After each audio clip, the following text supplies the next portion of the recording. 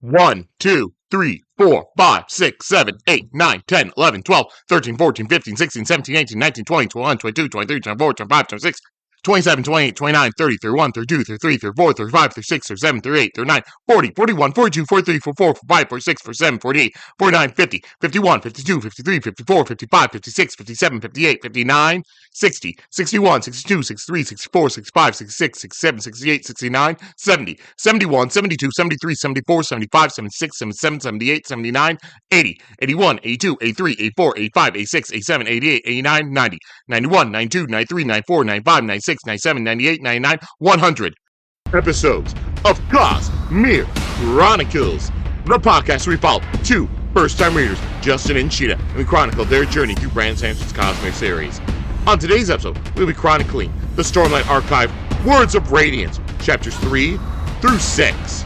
So now, let's throw it over to the host of Cosmere Chronicles. This is Joe! Thank you, Joe. Yep, everyone, welcome back to Cosmere Chronicles. I'm Joe.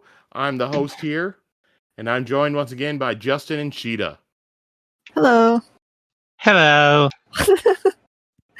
Yep, and for those who didn't pick up on it on the little intro thing I had done earlier, this is the 100th official episode of Cosmere Chronicles. Wow. 100? Well, We hit the... by legacy numbering, how many is it though? So, if you include the our bonus episodes, all the one-star reviews, this would be 106. Because we had Elantris, Final Empire, Hero of Aegis. Oh, wait, no, 105. Elantris. Yeah, because we had 3 in Mistborn, Warbreaker, Elantris, and there was one more. Well, Ascension had to be split into 2 episodes because that was too many one-star reviews. Oh God, 100 episodes. What do we win? Yeah. Why do you think you win something? 100 episodes. That's a milestone. Yeah, what did we unlock? Yeah. What do we unlock? Yeah. Yeah. All right, you get to be at the second ideal of your radiant order of your choice. I get the new. Ooh. I don't What does think that I'm mean? prepared to make that choice. Well, here, I'll let you know, like, it won't be for a while now, but on Brandon Sanderson's official website, he does have a pretty in-depth quiz that determines which radiant order you are. Oh, nice. And it's not the sort of ones that you see where people are like, determine which house of Hogwarts you go to, and you have 4 choices, and you can look at them and immediately tell, well, if I choose this one, I'm gonna get Ravenclaw. His list, it's like a whole bunch of things where it's like, do you consider yourself more, you go by the letter of the law, or like the spirit of the law, and you move like a meter, like from like 50-50 to like 60-40 and that sort of stuff. Sounds very fun and nerdy. Yep, but it will be a while because we'll need to know what all the orders are first before we do it, but I'm going to take it after this. please don't. You won't understand it. Well, that's how Yeah, you'll do 'cause your best not to cheat, not knowing what the hell any of these questions could possibly mean. And yeah, I've listened to other podcasts where they did it. It's always fun to hear what people get. Yeah, I'll take it live. That sounds great. Well, that sounds kind of revealing. You have 100 episodes of you talking about some of the most fucked up shit I've ever heard, Sheta. I don't think you should worry about revealing. Now I And people worry. haven't heard the stuff that I've chosen to cut out. Yeah. Yep, so we've made it to 100.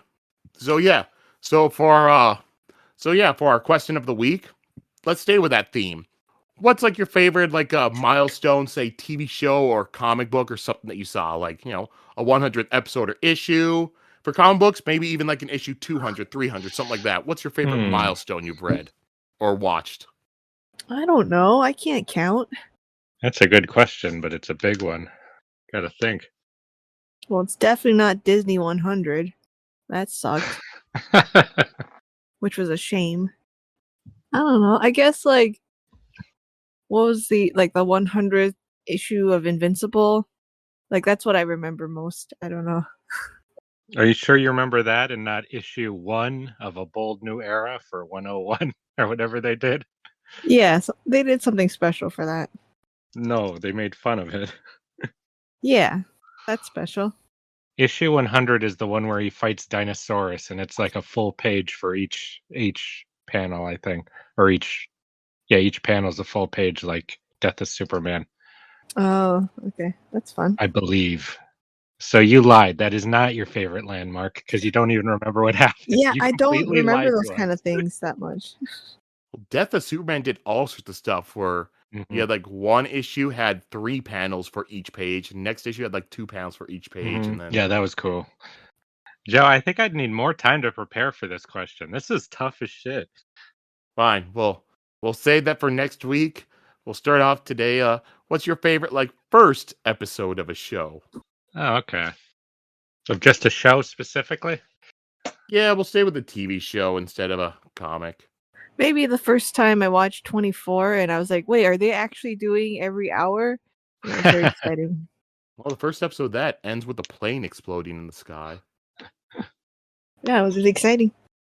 I think I'm just going to be pretty basic and go with the first episode of Lost, which I think does such a great job from the very first scene, putting you into a state of what's going on, and then keeping that state up for pretty much the entire runtime.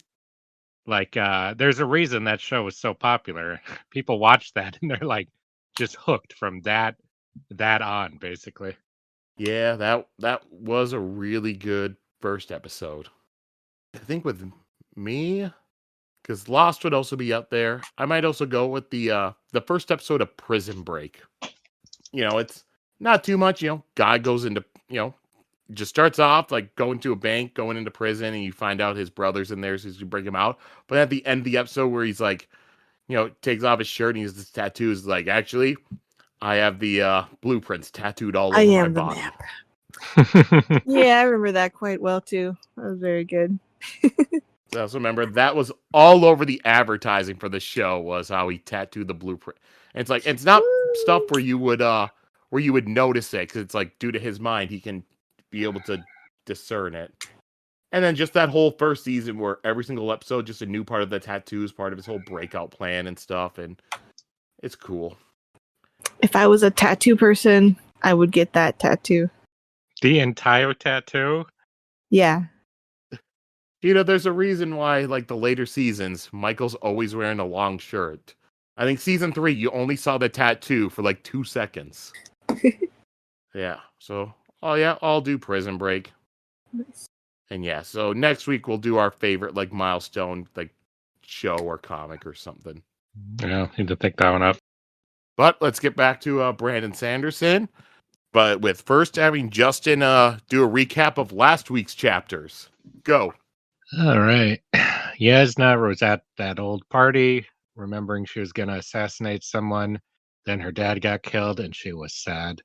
Then Shallan's on a boat, and she sees a turtle squid thing, and she wants to look at it. But people are like, you can't look at it. Then Yasna gives her a speech about self-confidence, and so she says, I'm going to look at it, and goes underwater and looks at it. Then Kaladin gets a tattoo on his head, but the tattoo won't take. And then everyone else gets tattoos except Moash, who gets one on his arm. And I think that's it. Was that correct? Did I miss anything? You forgot they tried on their new uniforms and Moesh None looked of really that's good relevant. in his uniform. None of that's relevant. It is. They're now part of the group a little bit. Mm-hmm. They're real soldiers. And they say Who was they don't want the patch of Dalinar's group. They want to be Bridge 4. None of that's relevant. who was the person that Yasna wanted killed? The king's hoe wife. That's relevant though. His hoe I didn't wife. think so. That's why I didn't say it. Why do you think she's a hoe? Because Yeah, she just said she's a hoe. Oh, okay. Yeah, she just said that. So now she's just a hoe. Why in my head. else do you want to kill your sister-in-law? It just means she's disloyal. So she might have been just disloyal to him as a king. Or maybe Yasna just wants Elhokar for herself. Joe, scandalous. No, she doesn't. Spoilers. All right. Yep. So that was last week's chapters. So this week we read 4 more chapters 3 through 6. So how'd you guys feel about these chapters this week? Very educational. Felt like it was the Yeah. first day of school. Yeah, a lot of going into things, a lot of describing how some of these things work, what the characters are thinking about them, more so than maybe in the entirety of the last book. Yeah, I that's think usually that's how it saying goes. its mission statement is now that they've set the stage of the world building to actually show you what the fuck's going on. Yeah. What's the stakes? What's the mission? Yeah, I do like it where this book, it starts off being like, all right, you guys had a lot of questions. Here's a bunch of answers. I like questions more than answers, so I'm almost disappointed. I loved how nothing was ever really explained in the first book. They do, but usually So- those answers bring up more questions. So Yeah, it no, plays I'm not complaining. I'm just saying I love me some questions. So that's why J.J. Abrams was your favorite Mission Impossible director? Oh my god. It's so sad because that is my favorite kind of thing is mysteries. He found a way to make them as boring as physically possible with his stupid ass mystery box gimmick that every other fucking Hollywood writer started trying to do. It makes me so sad. Yep. And also, I like how one thing was last week when I asked you guys, do you want to do 3 chapters or 4 chapters? Justin said 3 because I think that way we can end on a cliffhanger without any. It's like, well, no, when you guys switched to 4, that got you more of the cliffhanger ending. It certainly did. That was a very unsatisfying cliffhanger to me. I was pissed. Yeah, I was like, didn't we ask for not a cliffhanger? Like, No, the exact we thing never was Justin's like, specified. Yeah. well, the exact thing was Justin said 3 because I think that way we'll get more of like a cliffhanger, like having a cliffhanger. And here I'm thinking, well, if you go 4, you'll get more of a cliffhanger, but I don't want to say anything and reveal what may happen Yep. until eventually Sheta wanted 4, and yeah, then you decide on it because that way you have less chapters next week. Well, less pages. All right, so yeah, let's just get right into this week's chapters. And like right away, before we start the chapter, we do get some more artwork, and this one was pretty much, I talked about last week, it's Shallan's Xanthid drawing. So you actually get to see what that looks like. But you didn't, right, Sheta? No, I did not. So the Xanthid image is there. Wait, what? Just the eyeball?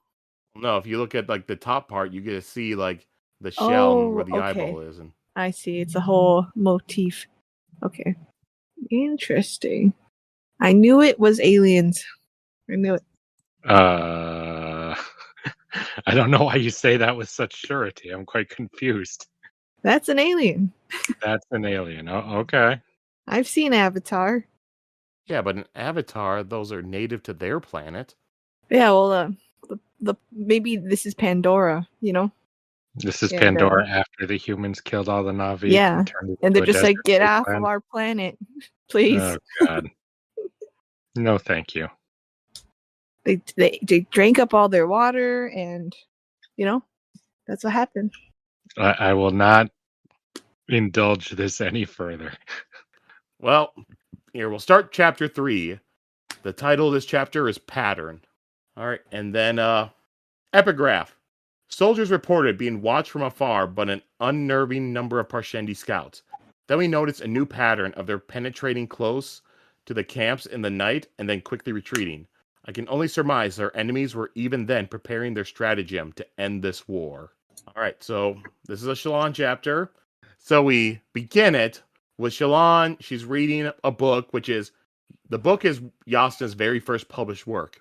And in this, Yasna talks about how researching the times before the hierarchy is difficult because the Vorin Church had altered and destroyed information regarding the Knights Radiant, since though they were considered traitors.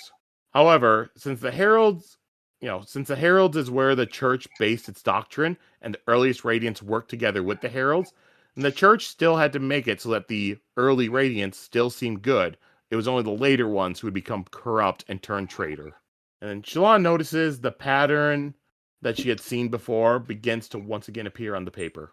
She has been seeing it, out of the corner of her eye for the past few days, but whenever she looked right at it, it would disappear. Yasna, when Shallan asked her about it, she didn't say anything more about it besides that it was likely harmless. So now, Shallan, she tries to keep her eye away from it, and then she quickly looks at it and takes a memory of it. And then she takes this memory and begins drawing it in her sketchbook. And as she's drawing it, she realizes that, hey, this thing, it's one of those symbol heads. the pattern that she's drawing was very similar to their heads. I was like, stop drawing right now. This thing's like, my first thought was, you're going to summon into your world and bring in the great evil that's beyond. Justin, you could trust it. Yasna had said it was most likely harmless. You just should not trust things that try to gain form in your reality and then give them the form they're trying to gain. I just think that's a bad idea. They just want to be your friend. You don't know. You're telling me if some strange symbol starts appearing in front of you, Sheta, and then like not being able to take root in reality, you think it would be a good idea to draw it? Maybe it'll be grateful to you. Yeah. Just like a demon is grateful to you when you make a pact with it. I didn't think of it like that. I thought it was more like, being friends with E.T. and stuff like that. If you find a weird alien like that too, you should also not befriend it. Jeez. Who betrayed you? Nobody, because I don't trust weird eldritch abominations that appear in my life. Well, now we know which how Justin played his Mass Effect playthrough. But Justin, to be fair, it's not really a best comparison because we don't have Spren in our world. So I think people are way too trusting of Spren too. I would be very distrustful of them. Bizarre entities glimmering into our world for a second based on our own emotions and things happening around us would make me very perturbed. All right. Well, then, yeah, pretty much. Once Shallan finishes drawing it, she notices that there are hundreds of creations spread around her. And the pattern that she drew lets out a sigh of relief, and it rises off the paper. And Shallan jumps back as that pattern moves off, onto the table and then down onto the floor. And, it moves around up the leg of her bed and onto the blanket. And Yasna, she leaves to go tell... Shallan leaves to go tell Yasna. And when she opens her door, she finds that Yasna was already on the outside reaching for the doorknob. And Shallan sees a small man made of black ink that stood in Yasna's palm. I had to reread that like 3 times. I did not believe I read that sentence. I had to reread it multiple times. What sentence? Yasna having a small shadowy man standing in her palm that then melts away. Cute. I was just like, what the fuck? What? It's just so surreal. Yeah, but Kaladin has a blue little person following him around.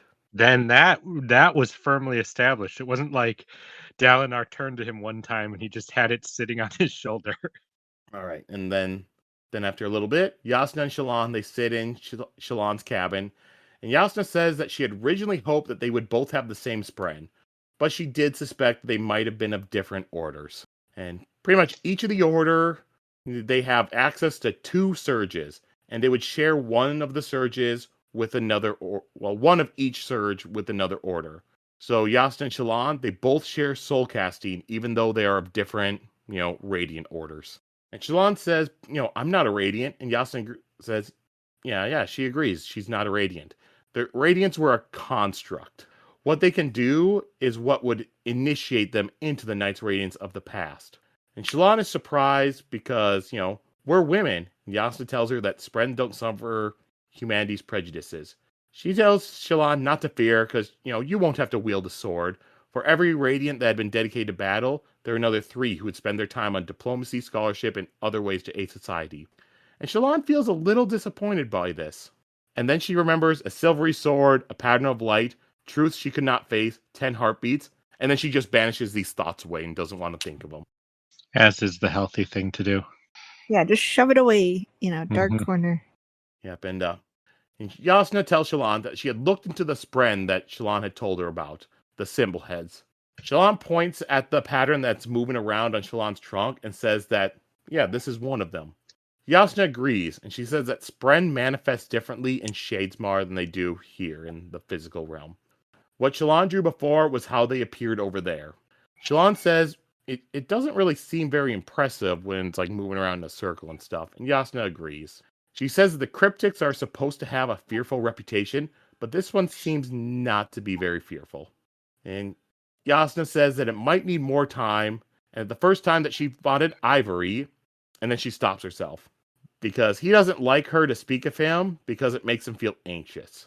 The knight's breaking of their oaths was painful to the Spren, and Jasnah believes that what Ivory has done with bonding her is regarded as a betrayal to the others. And Shallan brings up the word cryptic that Jasnah said earlier. Jasnah says, yeah, that's what these Spren call themselves. The humans, we would consider them something like a lie Spren, but the cryptics don't like that term. And she says that they rule one of the greater cities in Shadesmar. Think of them sort of like Light Eyes over in the cognitive realm. And she mentions that there's some sort of complex sort of conflict between the cryptics and the honor Spren, but Jasnah doesn't fully know because she hasn't researched much into Spren politics. And this Spren will be Shallan's companion and will help her gain powers. And Jasnah asks what Shallan's research has brought. And Shallan says that Alai, this scholar says that Spren are fragments of the power of creation. There are 10 fundamental surges by which the world works. And she says that Spren can be divided into two groups, those that respond to emotions and those that respond to forces like fire or wind. And Jasnah says that she believes this is where mankind's ideas of their primeval gods came from. Honor, who would later become known as the Almighty in Vornism, she thinks that he was created by men who wanted a representation of what men saw in emotional Spren. Cultivation, who's worshipped in the West, is a female deity that is the embodiment of nature Spren. And then the Void Spren, with their unseen lord, whose name changes depending on the culture, evoke an enemy. And Jasnah says that the Stormfather is some sort of offshoot of all this.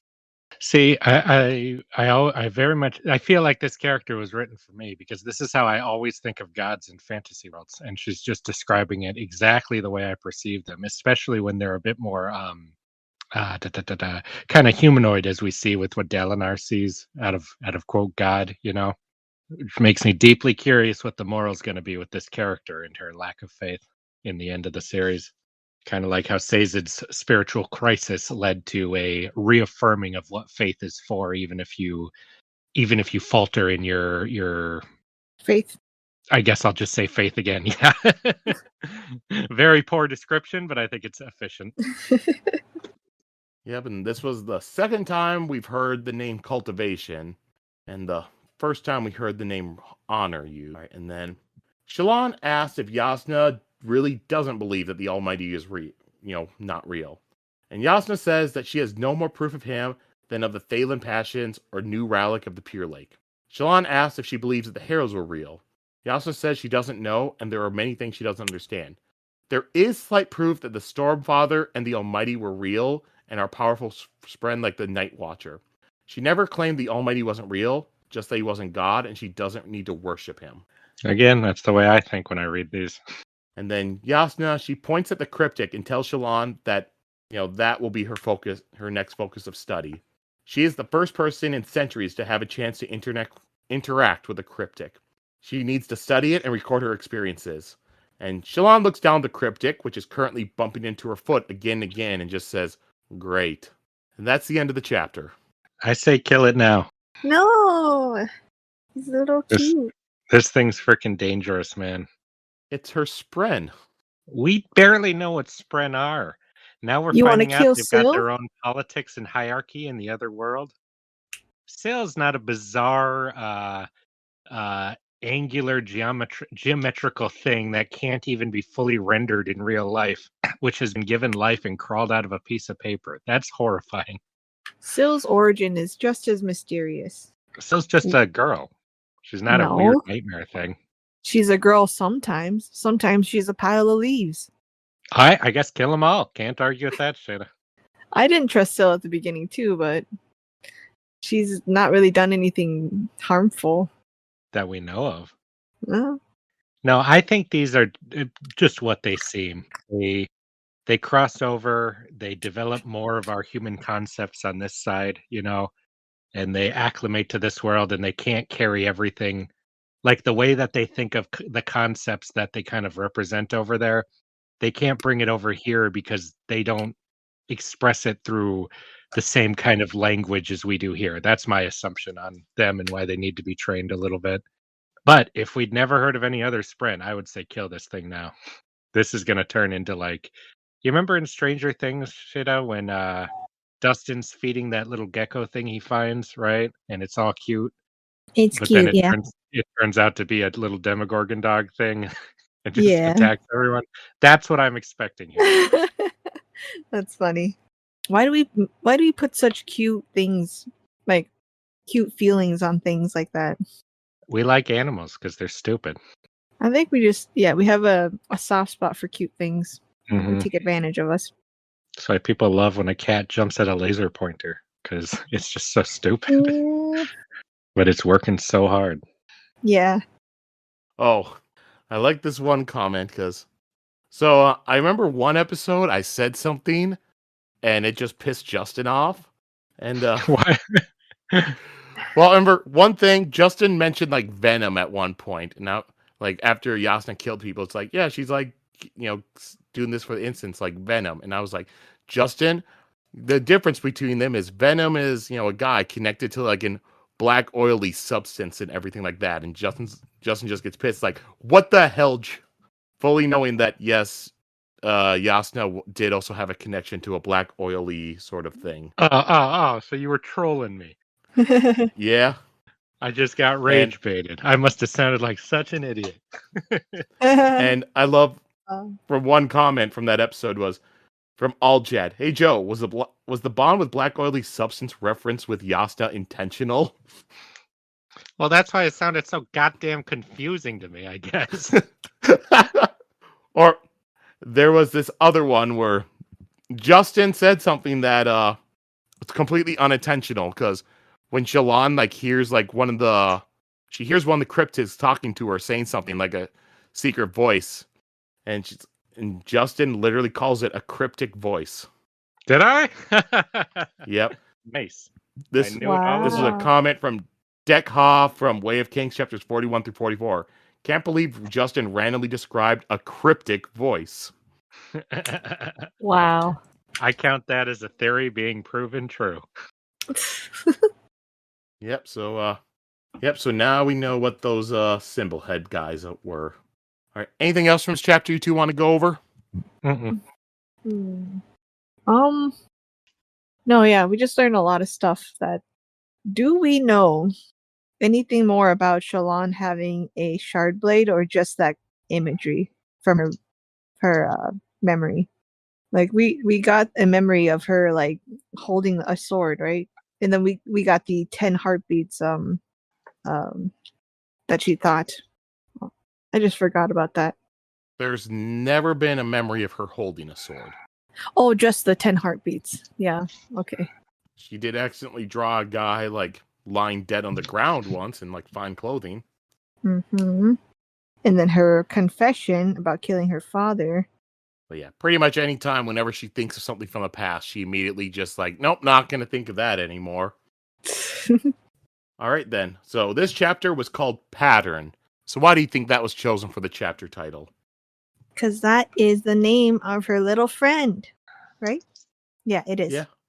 Yeah, it's the name of her friend is Pattern. Cute. We don't learn that in this chapter. It's a later chapter. But that's probably also why the chapter is called that. All right, so we'll move on to the next chapter. Chapter 4, Taker of Secrets. Epigraph. The next clue came on the walls. I did not ignore this sign, but neither did I grasp its full implications.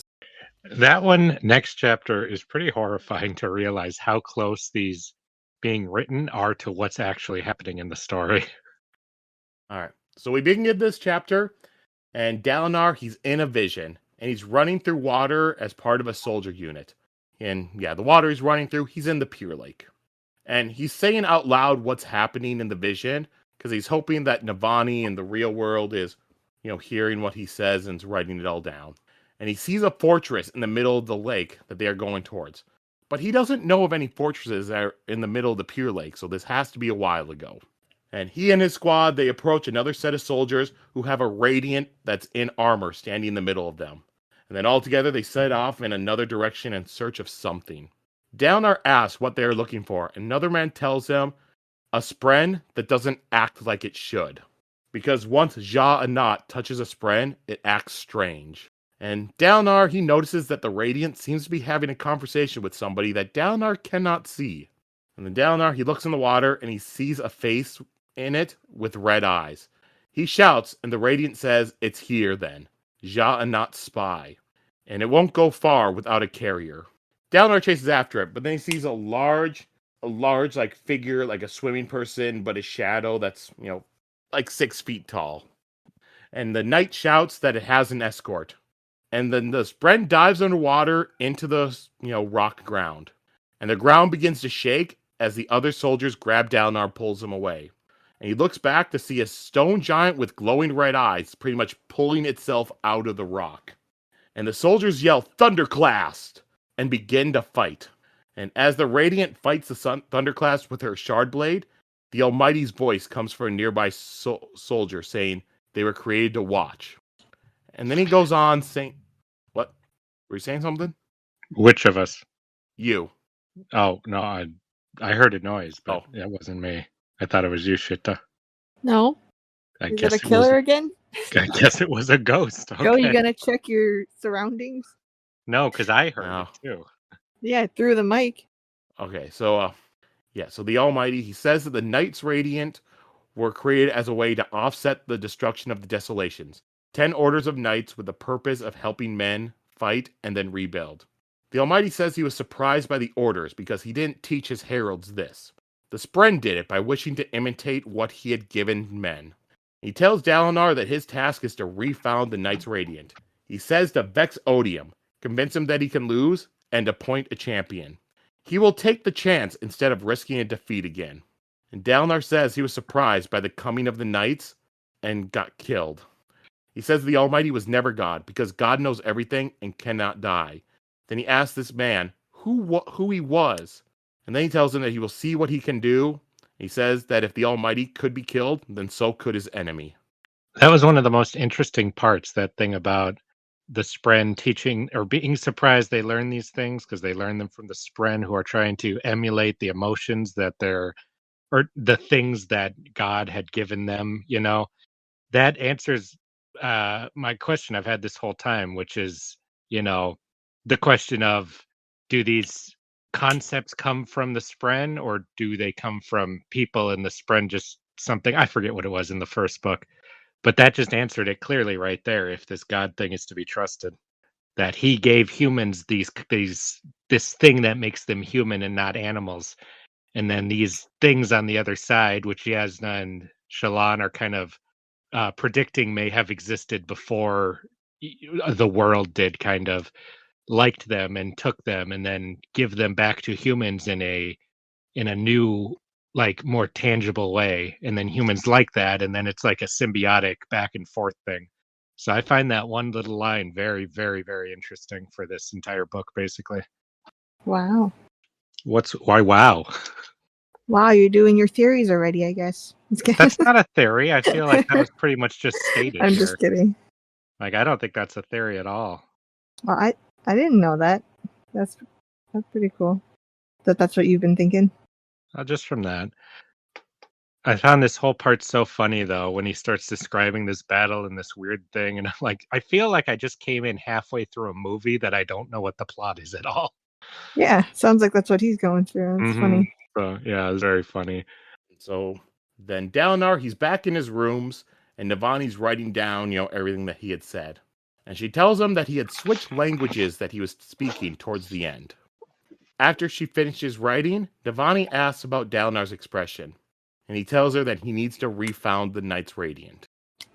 When she asks what does that mean, he says that he doesn't know, and he hints that something dangerous is coming and he has to stop it. She asks why it has to be him, and he tells her that some people are just born that way. It is the way of the world. And Dalinar begins telling Navani what happened with the vision. He explains how the Thunderclast showed up. A Spren dived into the ground, and then it broke. Then pretty much the Thunderclast broke out of the actual stone. And he imagines how, because of this sort of thing, you could have the Spren go behind enemy lines and do that and bring a stone monster out. Dalinar wonders if these creatures are what the Shard Blades were created to fight against. Afterwards, Navani asks if Dalinar is going to publish the proclamation this week, and he nods. He's already shown it to the High Princess a week ago. He says it will go public in a few days before the High Princess can pressure Elhokar to retract it. Navani says that he's supposed to unite them, but he says they are spoiled children. He tells her that he will make certain that, that it won't break the kingdom. And she says that she hopes that he could bring that sort of confidence when it comes to the two of them. She tells him that it wastes a lot of time for her to keep traveling from the king's palace to Dalinar's complex each day. If she moved into his quarters, then it would be a lot more convenient. Convenient for what? Get let your the mind woman- out of the gutter. Just give her a toothbrush and a drawer, Dalinar. At least. See, she's fallen for the oldest trick in the book. I'll tell everyone about us sooner or later. Just Right. let's keep it on the DL for now. And Dalinar, he's confident that they will not be allowed to marry. And she says, well, what does that sort of stuff even matter now if the Almighty is dead? And he tells her the Almighty doesn't come into it. She says, but if God is dead, and Dalinar says, God is not dead. If the Almighty died, then he was never God. And then Navani makes out with Dalinar real hard. And she tells him that she's not a patient woman. I told you they made out. No, you said they got to second base. Yeah. During the makeout. Uh-huh. And you also said they got to second base in Sadie's camp in front of everybody. Yeah. Wouldn't that be great? Sadie's is just kind of like, hello, I just tried to do a thing and you guys are not even respecting it. That's the biggest way to say fuck you, Sadius. And Navani opens the door to leave, and Kaladin, he looks in, checks it out, makes sure nothing's in there. And Dalinar tells him to escort her home. And then Dalinar goes, sits down in the chair, and he falls asleep. He wakes up a short time later and finds some glyphs scratched onto his walls. And they say 62 days, death follows. So we jump forward a short time later. Navani, she's back in Dalinar's quarters, along with one of her Ardents, Rushu. And Adolin, he's in there and he's checking out a chunk of white rock, which had been used to scratch those glyphs into the wall. And Rushu's looking at it and she's complaining about the penmanship of the glyphs and all that. And Navani tells her just to make a copy of this and don't tell anybody about it. Navani tells Dalinar and Adolin that Rushu is good at this, but she just can be a bit oblivious. And Adolin wonders if this writing is a threat, but Dalinar says no, it's not. And Navani, she asks Rushu to leave the room, and Dalinar, he waves Kaladin into the room. And Dalinar can see how Adolin doesn't like this. Adolin has not been happy with how Kaladin had acted towards him on the battlefield. And Kaladin, he apologizes to Dalinar and says that he had failed, but Dalinar just tells him, that, you've learned from this and will grow. And Kaladin wishes, he knew how they got in, because the guards, they didn't hear anything. And Dalinar tells him not to worry about how they got in. Navani, she brings up that Dalinar was sleeping, and he didn't hear anybody come in and make the drawing either. And she asked, why does he seem to know what it means? And Dalinar says he doesn't know who made it, but he knows what the writing means. It means that they have very little time left. And he says they will send out the proclamation now. And he thinks that the Everstorm comes in 62 days. It was all the time that he had. That's the end of the chapter. 7 days. What is that? That's what it felt like. The ring? The ring, yeah, 7 days. 62 days. It's like, all right. That's Sounds a like lot a little different. bit of time. Yeah, I got plenty of time. I think with the ring, one of the weirdest things I saw was I forget the girl's name in that. I've seen like a Bishojo figure of her. Yeah, I want that one. That one's cool. Yeah. That's one of my favorites. Anything else with this chapter you want to go over? Sadly, not really. It's all pretty straightforward, just plot and saying what things are like stuff. Not a lot of crazy stuff in this chapter besides that last part. I think there's a lot of little things that are fun, like... I bet you do. Actually, I'm kind of getting a little bit grossed out. Grossed out. The way they were acting just reminded me of when your parents are getting a little too kissy and you're like, get a room. You were the one championing I know. this whole time. Then I'm like, all right, calm down, Navani. She was basically climbing Dalinar. It's like, Okay, sorry. That's disrespectful to the queen. I just wanted to talk about the previous chapter where Yasna's like, "Oh, you know, you're probably not going to be like a radiant knight or anything," and Shallan's kind of disappointed. But then we see in Dalinar's vision that there's a radiant knight that's female and is all badass. I think that's really coincidenty and maybe foreshadowy. And is the Pure Lake that same place where we saw those three strangers, right? Yes. Yep. I don't know why, but I really want to go there. It just seems so nice. Nice. It's a big puddle of water everywhere. It's clear, like it's like perfect, like 4th of July water. You just kind of sit and drink and hang out and stuff. What? No, thank you. Yeah, it just seems very like cozy and nice, Yeah, one nice thing about it is like it's never all that deep. I think typically it's about like 5 feet or something.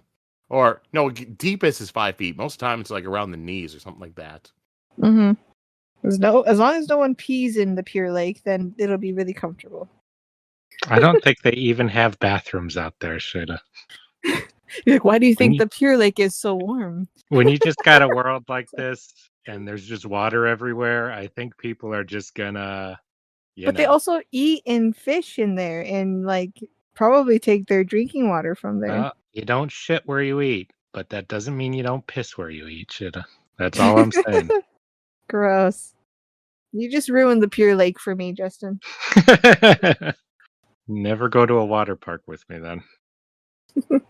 Or just like that's just making me think of like was in Paris the sign or scene, I always forget how to pronounce it, like the river there where that was like for like 100 years it was barred from people like going in there and stuff because it had gotten so polluted.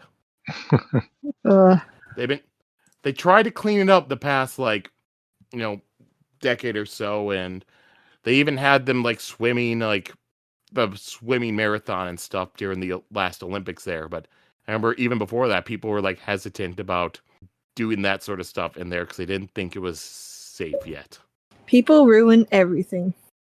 People who pee. It just comes from always like just for like decades, hundreds of years, all that, just all the sewage and stuff just being thrown into the river. Maybe there's other stuff that goes into it. Admittedly, I've not looked into it. I've only heard a little bit about it. All right. So the title of this chapter was Taker of Secrets. So why do you believe that was chosen for the chapter title? Maybe that thing eats cryptics. Interesting. That's my only guess. Taker of Secrets. Maybe Navani is taking Dalinar's secrets, and that's what she's gonna be known as. Like in the history books? Yeah. She's not just sucking his face. She's sucking his secrets. Stop. What is wrong with you? I'm just saying, that's pretty detailed work she's doing. That is not what you were just saying.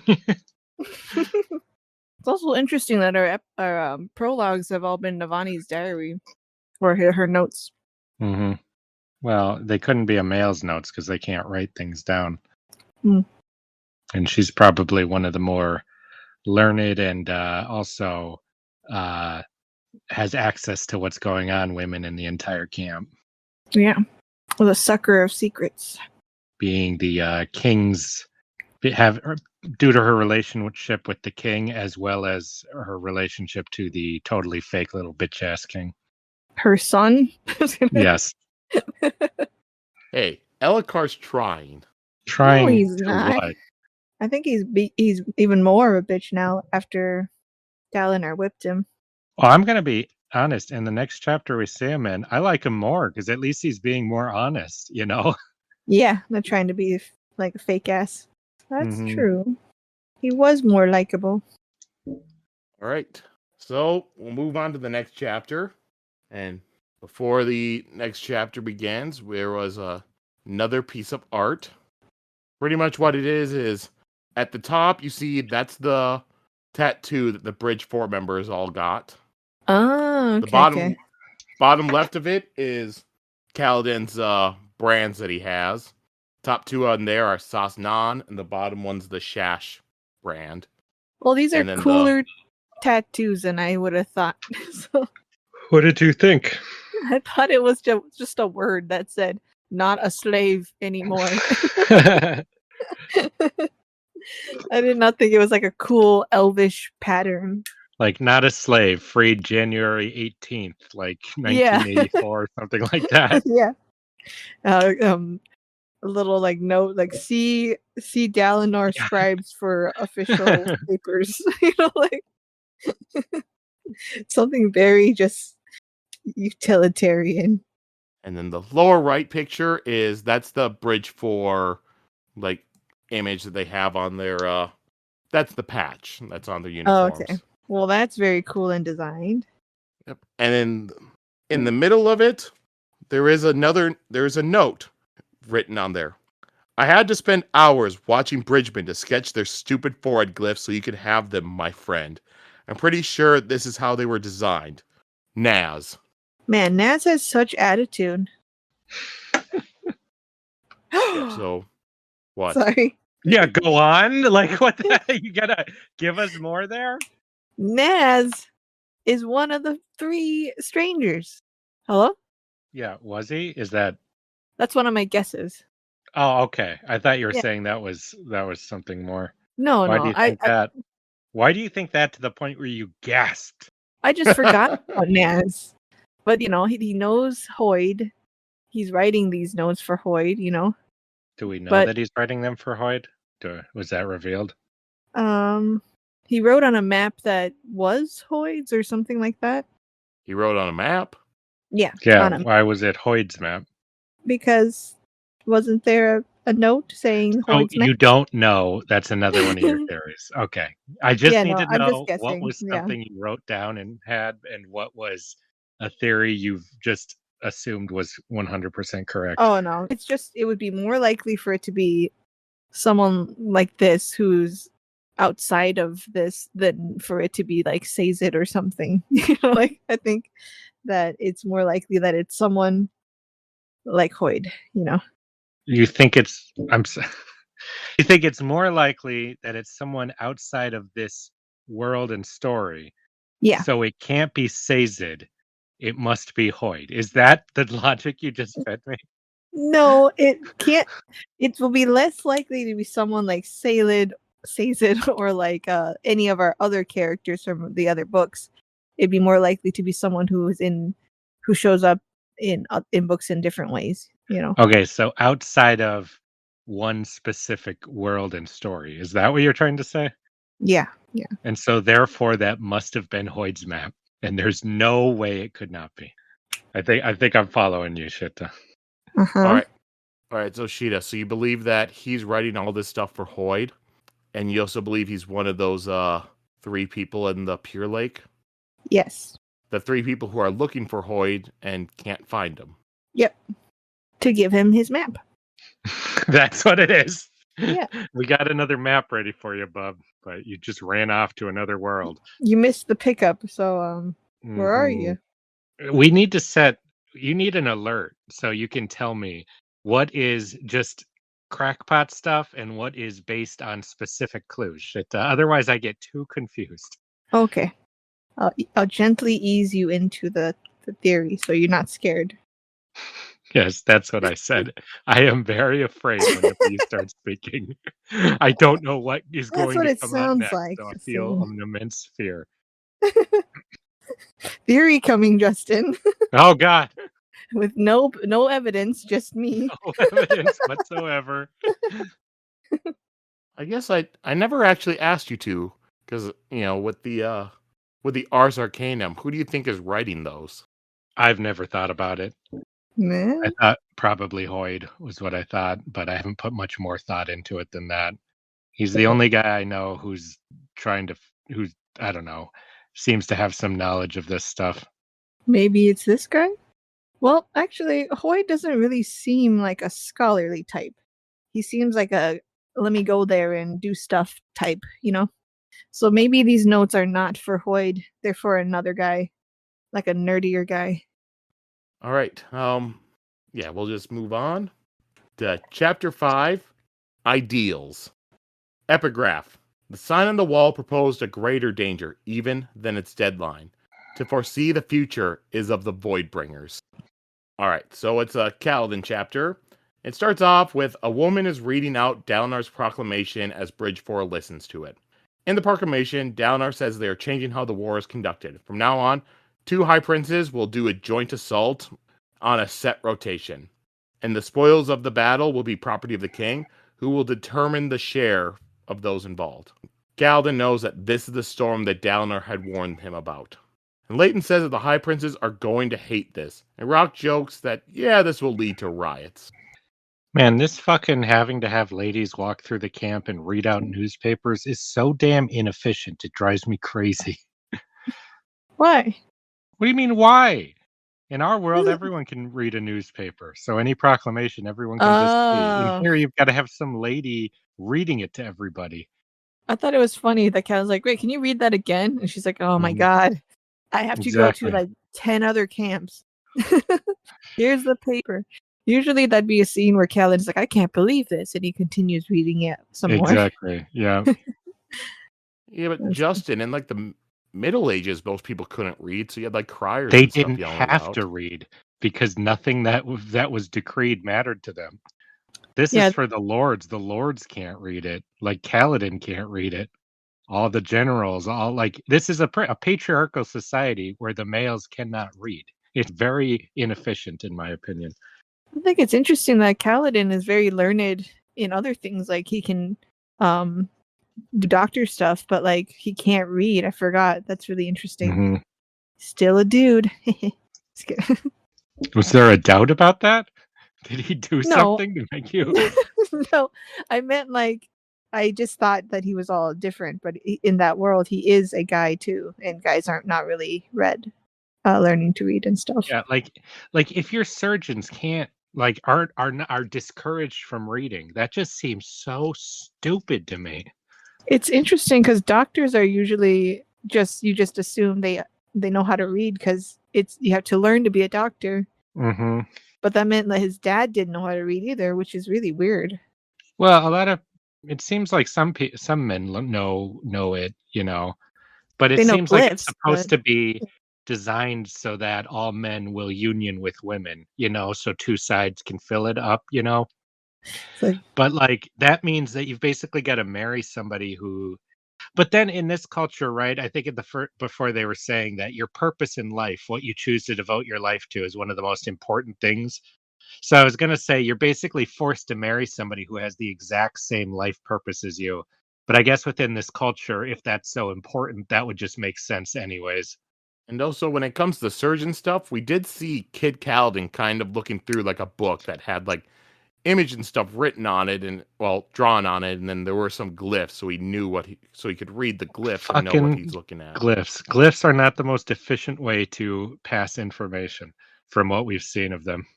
Yeah. No, I've always hated this culture from the start. Just because you like to read. That it would be part of it. But it's just the efficiency of it. I think it's really funny. And why I think there's a secret purpose to that. It's going to be that reading ties you into the imagination and cognition, and they don't want men thinking too much and getting cognitive realms friend powers. That's my random off the cuff guess. Ooh. Because, you know, women getting them, they say there was a proportional number of female soldiers, but the average or the majority of them were male, because on average males are going to be more violent and just the desire to fight and stuff, especially in this culture. So that's my random ass based on nothing theory. It's a control metric. Yeah. Interesting though that they can't read, but you need the words of Radiance to do their powers. Well, they're allowed to have words, you know, they're allowed to think. Yeah, but how are they going to learn it if they can't read it? A chick needs to read it to them. That's what I mean. Some chick is controlling that power. You can't read the words of Radiance. I have to tell you. You got to be nice to me first. Turns out all the words of radiance we've heard were wrong. Every Sheta. girl has lied about it. Uh-huh. If Kaladin can't read, then how did he learn the words to speak? From his woman, still. Yeah, he just knew them, if I recall. That's what I mean. All right, so Kaladin asks Teft how the train is going. He says it's going slow, and that the men, they need something more to inspire them. Kaladin says that for now we'll stick with food. And he tells Rock to take the last room in the storage area and just completely fill it with food. He wants the bridgemen to be self-sufficient, and he's going to assign Dabbit and Shen to assist Rock from now on. And then Sigzil comes up to Kaladin and tells him that, hey, you had promised to allow me to measure some of your abilities. Kaladin's a bit reluctant, but he agrees to it. He just needs a few days to prepare a place where they cannot be seen. And then Kaladin has Moash, Drahi, Mart, and Eth join him as they go to relieve Scar and his team. And as they're walking through the camp, Kaladin feels that this camp, it's just too empty, and he sees some children, and they're just too silent. And Syl asks Kaladin why he didn't laugh earlier when he was with his men. Things are better now. And Syl tells him to think of what he has accomplished. Kaladin says he's just waiting for the thunder that follows the lightning. Syl says that she doesn't understand. Kaladin tells her that something bad is going to happen. Things cannot continue to be good for him. That's not how life is. And Kaladin thinks that it might have to do with Dalinar's glyphs, and he asks Syl if she has seen something like it before. Syl says that she remembers something bad. Seeing what is to come isn't of honor. It's something else, something dangerous. And Syl, you drive me crazy with those. Every time somebody asks her a direct question, it's like somebody trying to tell you a story that they don't remember very well, so you get absolutely nothing from it. Yeah, how convenient for you. Like when I was talking about the Seine River in Paris a little bit ago. No, you remembered more than Syl does. That would be like if you're like, this reminds me of this one thing that I read once, but I don't remember what it was, and that would be the end of the conversation. Okay. Thanks for sharing. And then we switch POVs to a Sadius POV. Yay! My man. Sadie, yes. Sadie, yes. Right, Justin? Yay. Okay, I don't know continue. if I'd go that far, Sheta. You're Team Sadius now. I am not Team Sadius. I've never been and never will be Team Sadius. Oh, well. Yeah, he's no Roose Bolton. Mm-hmm. Well, wait till he has a secret underground lab with some people in there he's testing. Then it'll be Team Sadius. Sadius would never have that. And he's not a Straff who did nothing wrong. So I cannot support Sadius in the way you are, Sheta. And Sadius is sitting down. He's looking at Oathbringer, which he has thrust through the center of a table. He has lusted for a shard blade, but now he has one, and it just feels hollow. Dalinar's still alive, and Sadius just could not shake the feeling that Dalinar somehow got the better of him. And then Eli, his wife, walks into the room, and she says that he's destroyed her table. And then she sits down next to him and drapes her arm around him. I loved Eloi's description here so much. She wasn't really hot. She was kind of ugly. But Sadius found her way hotter than any pretty girl because she was so dangerous. That taught me a lot about the guy right there. That made me like him. You're like, based. Basically, yeah. Like, he's not as superficial as he makes himself out to be. He's got his priorities straight in a lot of ways. And we see that later when we see some of his motivations too, He's not this pompous, prissy little bitch that we've been kind of imagining that he is. Maybe you've imagining him like that. How have you been imagining him? Like a super cool guy. He's not a super cool guy. He is. He's just a little bit misunderstood, that's all. Is that all? Misunderstood. Yeah. He caused the death of 8,000 of Dalinar's men. Because he felt like he had to. That is not how he'd said it. He's trying his best. He's misunderstood. If people just knew what he wanted for real, then none of this would have to happen. War. He wants war. He just says that in this chapter. No, he didn't want it like this. That's what he said, Yes, Sheta? he wants a horrible, bloody, glorious war. That will make him feel alive. Selfishly, just for the reasons of wanting to feel alive, he wants to send thousands to their death. That's not it. He wants to feel that purposefulness that if he just Yeah. only listened to Dalinar, he could have. I still think there's a chance for Sadeas. If he just went A to redemption, Dalinar. are you saying? Yeah. I think there's more than a chance. I think Sadeas is not going to be within the grand scheme of this book. I don't think he's going to be a villain. I think he's meant to represent all the Alethi. Ever since Dalinar said he's no different I'm from the other saying Bright that. Lord. Jen. You Now were you're gonna not take- saying that. Yeah, You were I not am. saying that. You just I said you think said- there's a chance for him. I'm saying he's a metaphor for all of the Alethi. That's what you were saying? And there's a chance for there's a chance for the rest of the Alethi. That's what I'm saying. Uh-huh. He will be the example, I If don't he think he'll be the follows- example. I don't think that at all. I think for us, the reader, he's the metaphor for the rest of the Alethi. As in, we see him as a piece of shit, but he has this desire for some kind of concept of. Okay, go on, Sheta, go on. Since apparently I'm saying everything that you were going to say, let's hear it. Yeah. He's just misunderstood. We're seeing that he's a character of depth and he has something he longs for. He's not living the life he's supposed to. And he's just trying what he can do, kind of without any help. If he would have just read The Way of Kings, I think he would have ended up better. Completely disagree. I don't think The Way of Kings can speak to a man like that, or That's what I even mean. the He didn't. Oh, Yeah. that's what you mean too. Everything that I'm saying is what you mean. Okay. Yeah. Well, what was I saying? He's misunderstood. That's what I said.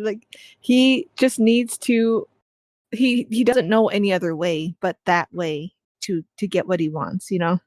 So I think once Dalinar starts doing more stuff with with his plans, Sadeas will see reluctantly, but he will see that he's been wrong about his approach. I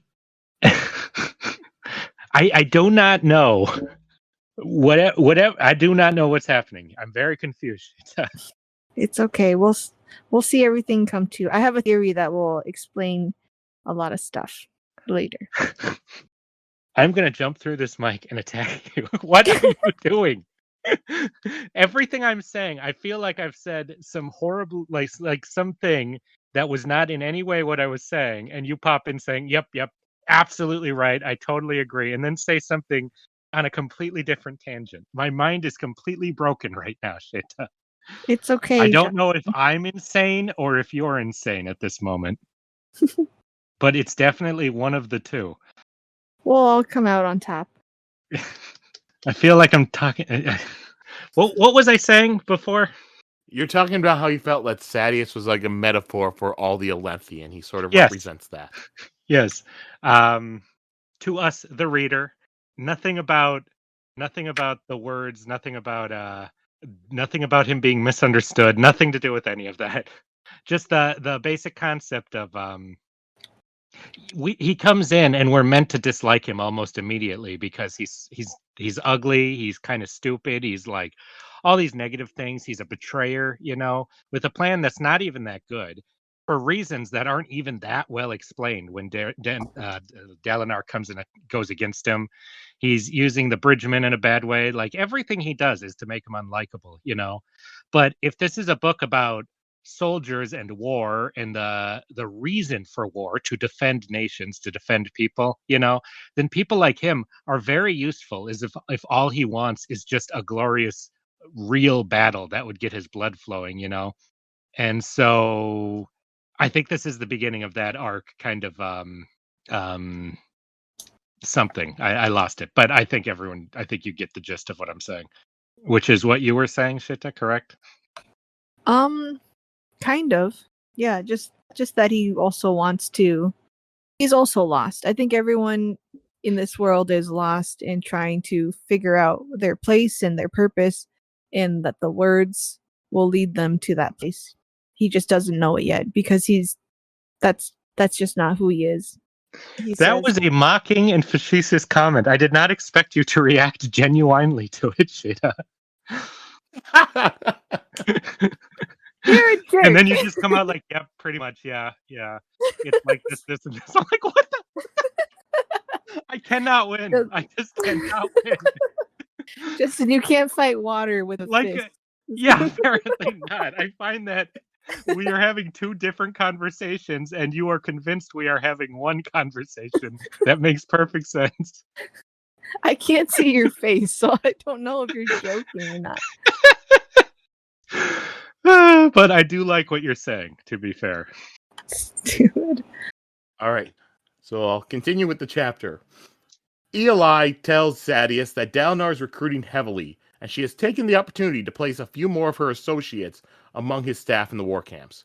And, Dalinar will have the soldiers watch, very closely, but this does make holes in his support staff.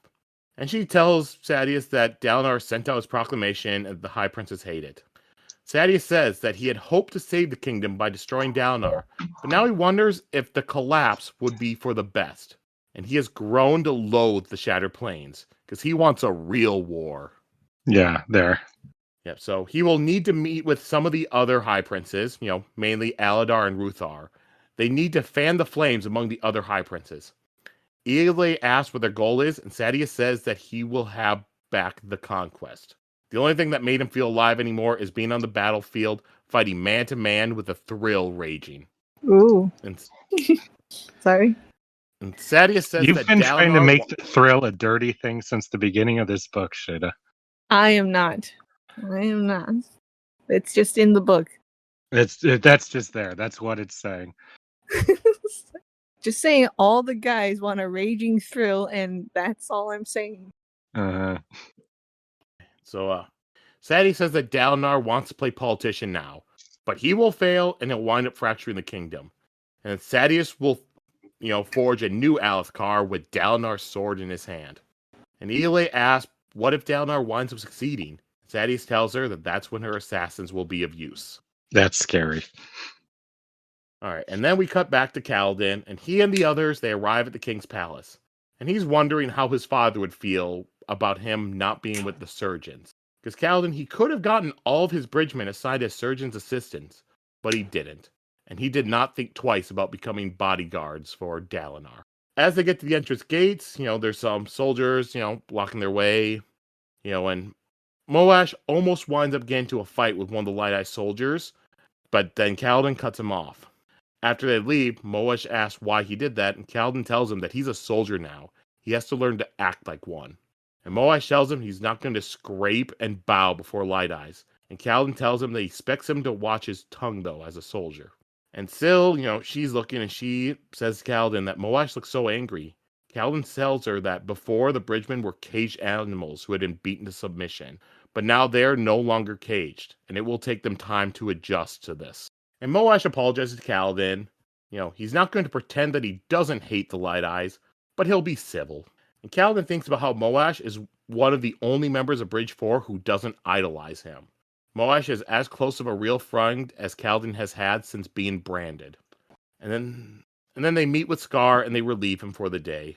The men enter the meeting room, where currently Dalinar, Navani, and Elhokar are. Kaladin has Moash check out a door, check out where it leads, and then he has March and Eth go and stand guard outside. And Elhokar says that he doesn't recognize these guards in kind of an annoying tone. And Dalinar tells him that they're new. And Dalinar tells Kaladin that door he's having Moash check out, it leads to a balcony that's 100 feet in the air. So Kaladin has Moash and Draheek go and stand guard outside it. And he tells Dalinar that if he thinks that there's no way in, then that would be where Kaladin would try to get in if he could, which Elhokar approves of.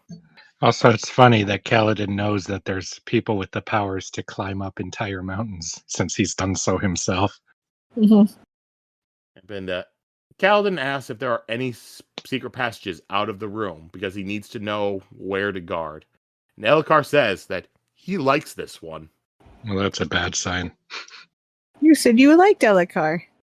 I didn't say I liked Elhokar. I said I liked him more when he's being more honest about what he is. And that's not in this this part. That's a little after.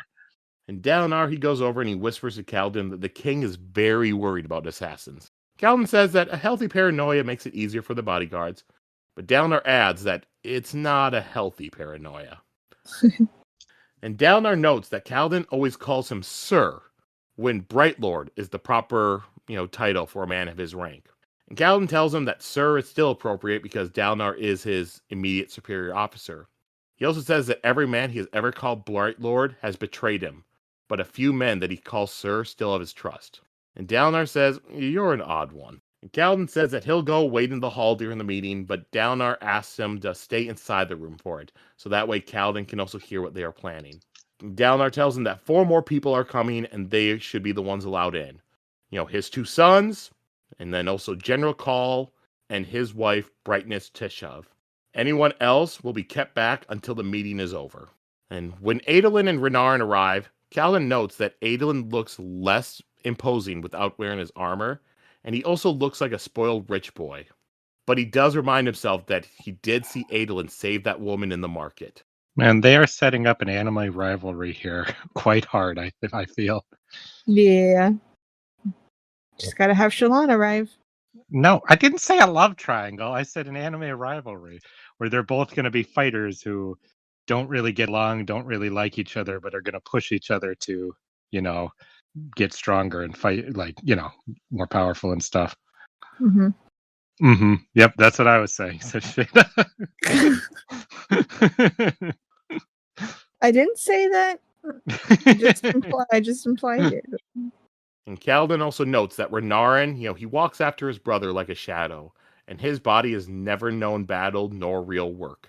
And Adolin asks if Kaladin shouldn't wait outside, but Dalinar says that they are going to put themselves in direct danger, so he wants Kaladin to know the details. And Adolin goes over and whispers to Dalinar, but it's not quite enough so Kaladin can't hear. But he whispers that they barely know him. But Dalinar says that if there's one person in this camp that he can guarantee isn't working for Sadeas, then it's Kaladin. So this meeting begins, and Dalinar asks for reports. Teshiv says that the High Princes are furious, and High Prince Hatham is the only one who has made a public statement and said that he will see the king change his course. And Elhokar points out, well, it's a good thing we didn't go as far as Dalinar wanted to go with making all the camps follow the codes. Dalinar says, well, that will come. General Call says that all the High Princes unite against them, then they will have no choice but to rescind the proclamation, which would wind up weakening the throne. Syl's watching Kaladin, and she notices Kaladin's reaction and asks if he disagrees. And Kaladin says, well, no, I don't. I just did not expect the king to be so whiny. My man. He gets it. And Adolin points out they need to secure allies because Sadeas will likely do the same. And Teshiv points out that if they do that, then that will just wind up dividing the kingdom into 2. And Call says that will be the end of Alethkar.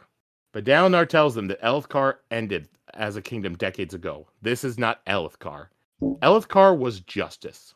And Elhokar, he says that this is what his father worked for. But Dalinar says, no, this current kingdom, this is not what Gavilar envisioned. The Everstorm comes. And Kaladin notes that Dalinar acts like he is the king and everyone else does as well. And Kaladin finds this troubling because it reminds him of Amaram, seizing power he saw before him, even if it was not his. Elhokar says, well, Dalinar, you clearly have a plan, so what is it? And Dalinar says that he wants to beat the lot of all the High Princes senseless, but that he can't. And Kaladin pipes in. He says, well, we need to disarm them.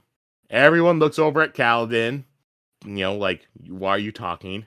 And Dalinar asks, all right, Captain, you have a suggestion? And Kaladin says that if you have a squad that gives you trouble, then you split them up into different squads, but you can't do that here. So the second thing you do is you disarm them. And he asks, Dalinar, can we take the troops away from the High Princes? But Dalinar says they can't, because the soldiers, they're sworn to the High Princes, not to the king. And the High Princes, they're the ones that are sworn to the king. But he does say that Kaladin's thinking along the right lines. Dalinar says that the proclamation, it's supposed to make them angry, and he wants the High Princes angry. He wants to remind them of Gavilar's assassination. And part of his plan is to disarm the High Princes by taking away their shards. And Dalinar tells Adolin that he will take the lock off of his scabbard. Dalinar will have Adolin begin dueling the other camp's shard bearers and winning their shards, because the High Princes will have a hard time fighting against them if they controlled all of the shards. And Call says, then they'll just refuse the bouts. So Dalinar says they will find a way to force them or shame them into it. And Call asks, well, what if Adolin loses? And Dalinar says, well, if that happens, we'll see. But, that's only part of our plan. Navani says that hopefully Adolin's duels won't need to go far. They are meant to inspire worry and fear and apply pressure. The greater part of their plan will be a complex and determined political effort. And Dalinar says that he and Navani will work to persuade the other High Princes of the advantages of a unified Elithkar. And Elithkar points out, well, there will be assassins. And he says, quietly at first, and not targeted at himself or Dalinar. Sadeas the others will try to hurt them by going after their families. Dalinar says, yeah, Elitkar's right, but we have no choice. We have to go with our plan. Elithkar asks what Dalinar's endgame is. He says that he wants them to be what they were before, a kingdom that can stand against the storms. He says that they will be more. He says that he will have more than a unified Elithkar. He is going to refound the Knights Radiant. And Kaladin, he almost drops his spear in shock when he hears that. Teshav asks if he was mad and that the Radiants had betrayed them to the Voidbringers.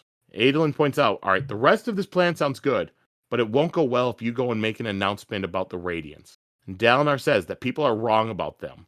The original Radiants, who had been instituted by the Heralds, were something that even the Vorin Church admits were moral and just. They just need to remind people what the Knights Radiants once stood for.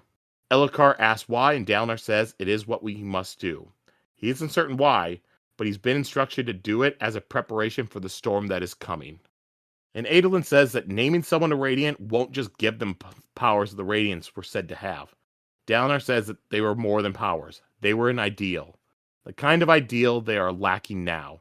Even if they don't have the powers, they can emulate the Radiants in other ways. And Kaladin, he's watching Dalinar and wonders if Dalinar knows about Kaladin's powers. Meeting goes on, they talk about some other stuff, and after the meeting's over, Kaladin thinks about what Dalinar said about the Knights Radiants, and he had been very accurate about what he was saying about their ideals and stuff. He had mentioned the ideals and the Radiants, and Kaladin knows the Radiants had 5 ideals. Kaladin, he said 2 of them. He asked Syl the other 3. She wouldn't tell him, but she said that he would know them when he needed to, or he wouldn't, and he would not progress. Kaladin didn't know what he was progressing to. He was going down a path nobody has gone down in centuries. These better be pretty good for how fucking secretive they are about him, man. If they're just like, be kind to other people and always share your toys, I'm just going to be like generic stuff that everyone knows. I'm going to be quite annoyed. Well, we already saw the second one was, I'll protect those who can't protect themselves. Yeah, well, they revealed that in the first book. I mean, these ones that they're holding out even longer than that. Well, I don't know how many books we have, but they might drop 1 per book only, Justin. They did 2 last book, though. Yeah, well, the first one's a freebie. The first, okay, I see. Wait, aren't there 5 ideals? Yeah. There's 3 books, Sheta. I don't know how many books there are, Justin. Oh, there's 3. They're right there. I can Spoiler. see them.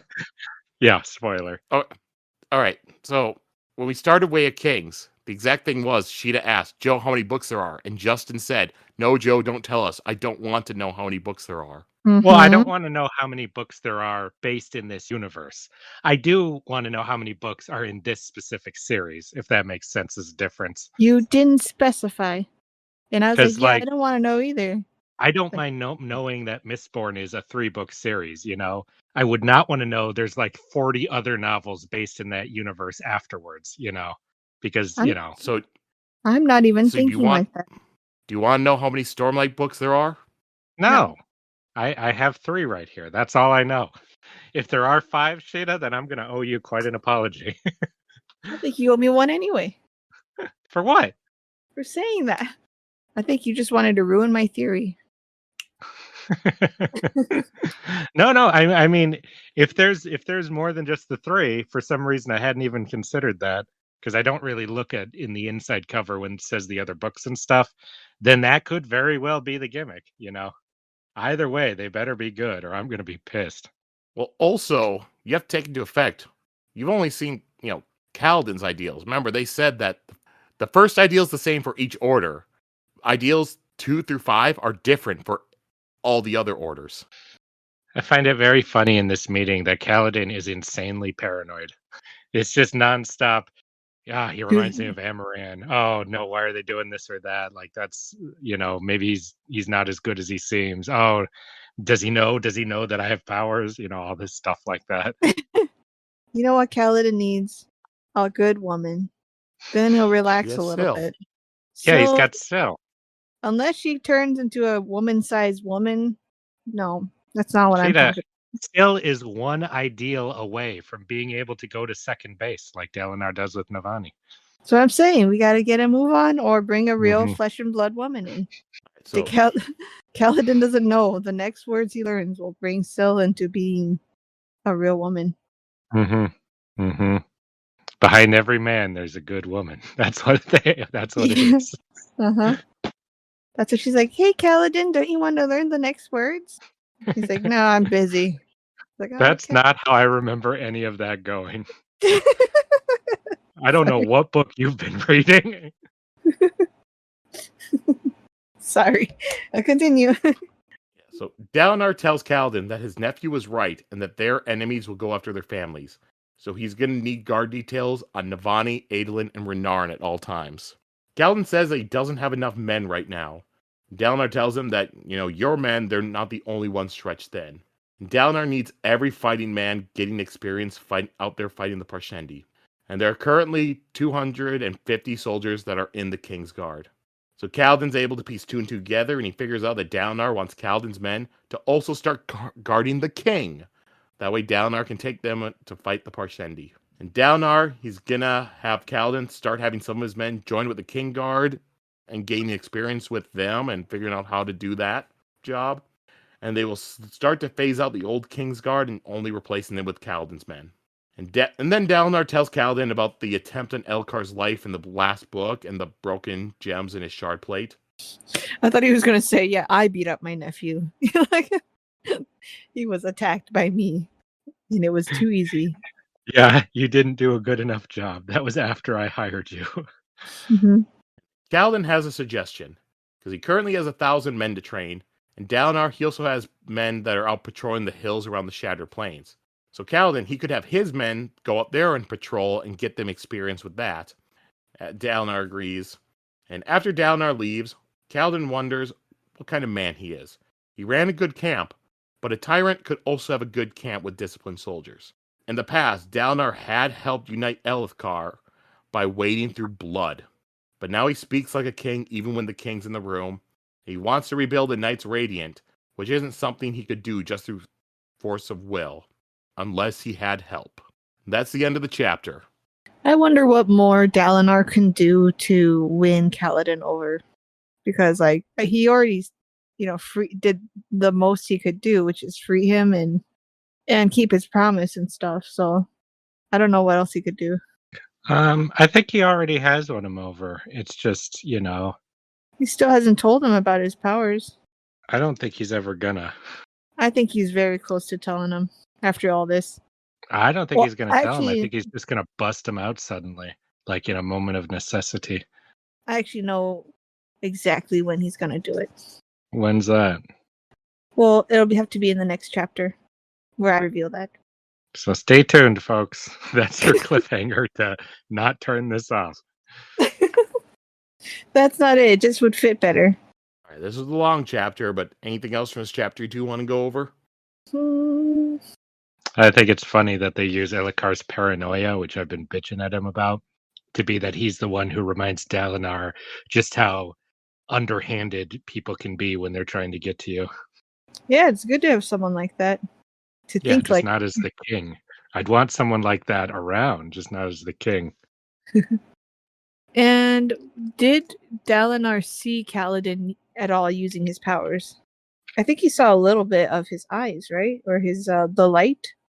When Dalinar was down on the ground and that Parshendi and the shard plate was over him and stuff, he saw Kaladin like break through and saw him glowing for a second, but then he wasn't, and so Dalinar just, figured that was some sort of haze or something like that. Okay. But he was like, who defeated that shard bearer? Oh, well. And So Kaladin didn't really defeat him either. He stabbed him in the leg from behind. Well, whoever occupied him, or took, got his attention so he didn't kill Dalinar, because he was about to die. Also, he was delusional at the time too, remember? It wasn't just like he chalked it up to his memories. He was actually not making sense in the way he was thinking because he was so tired and bloodied up and stuff.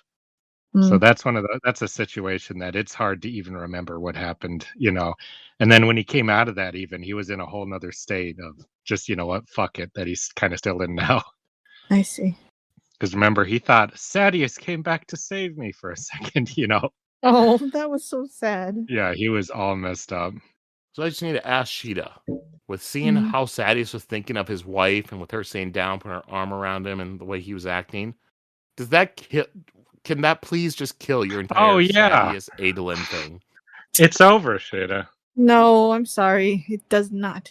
Just shows that he's not about physical stuff. He's about how dangerous people are and what a formidable person they are.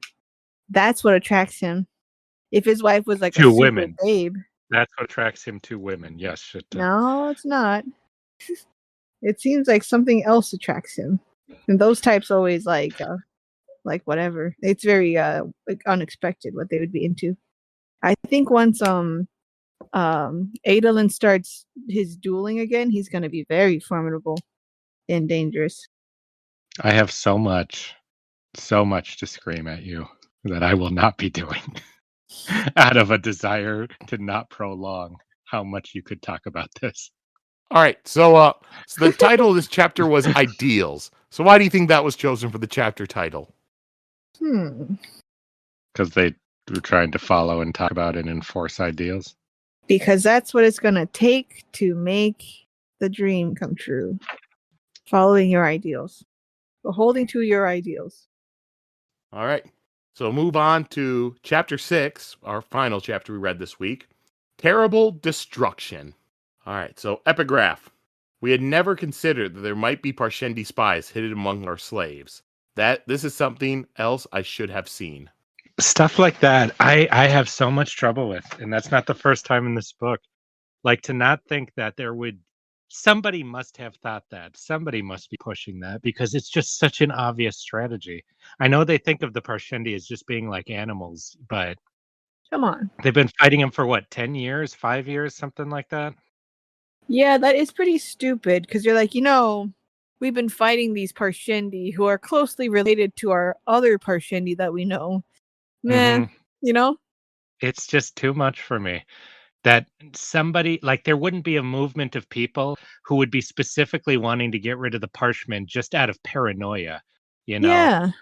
Like, maybe there is, and I don't see it, We're only seeing these little war camps, which are pretty far from the rest of society, And they've gotten so used to their slave class that, there's a lot of financial incentive to not have that thought.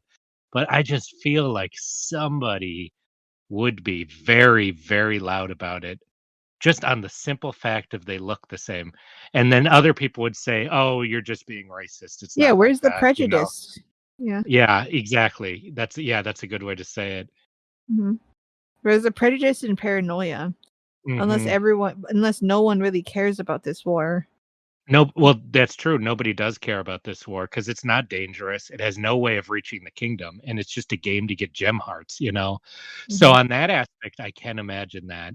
But I just think there would be at least one large contingent or one loud person who talks about it nonstop and no one listens. I realize there is. Her name is Yasna, so that does exist.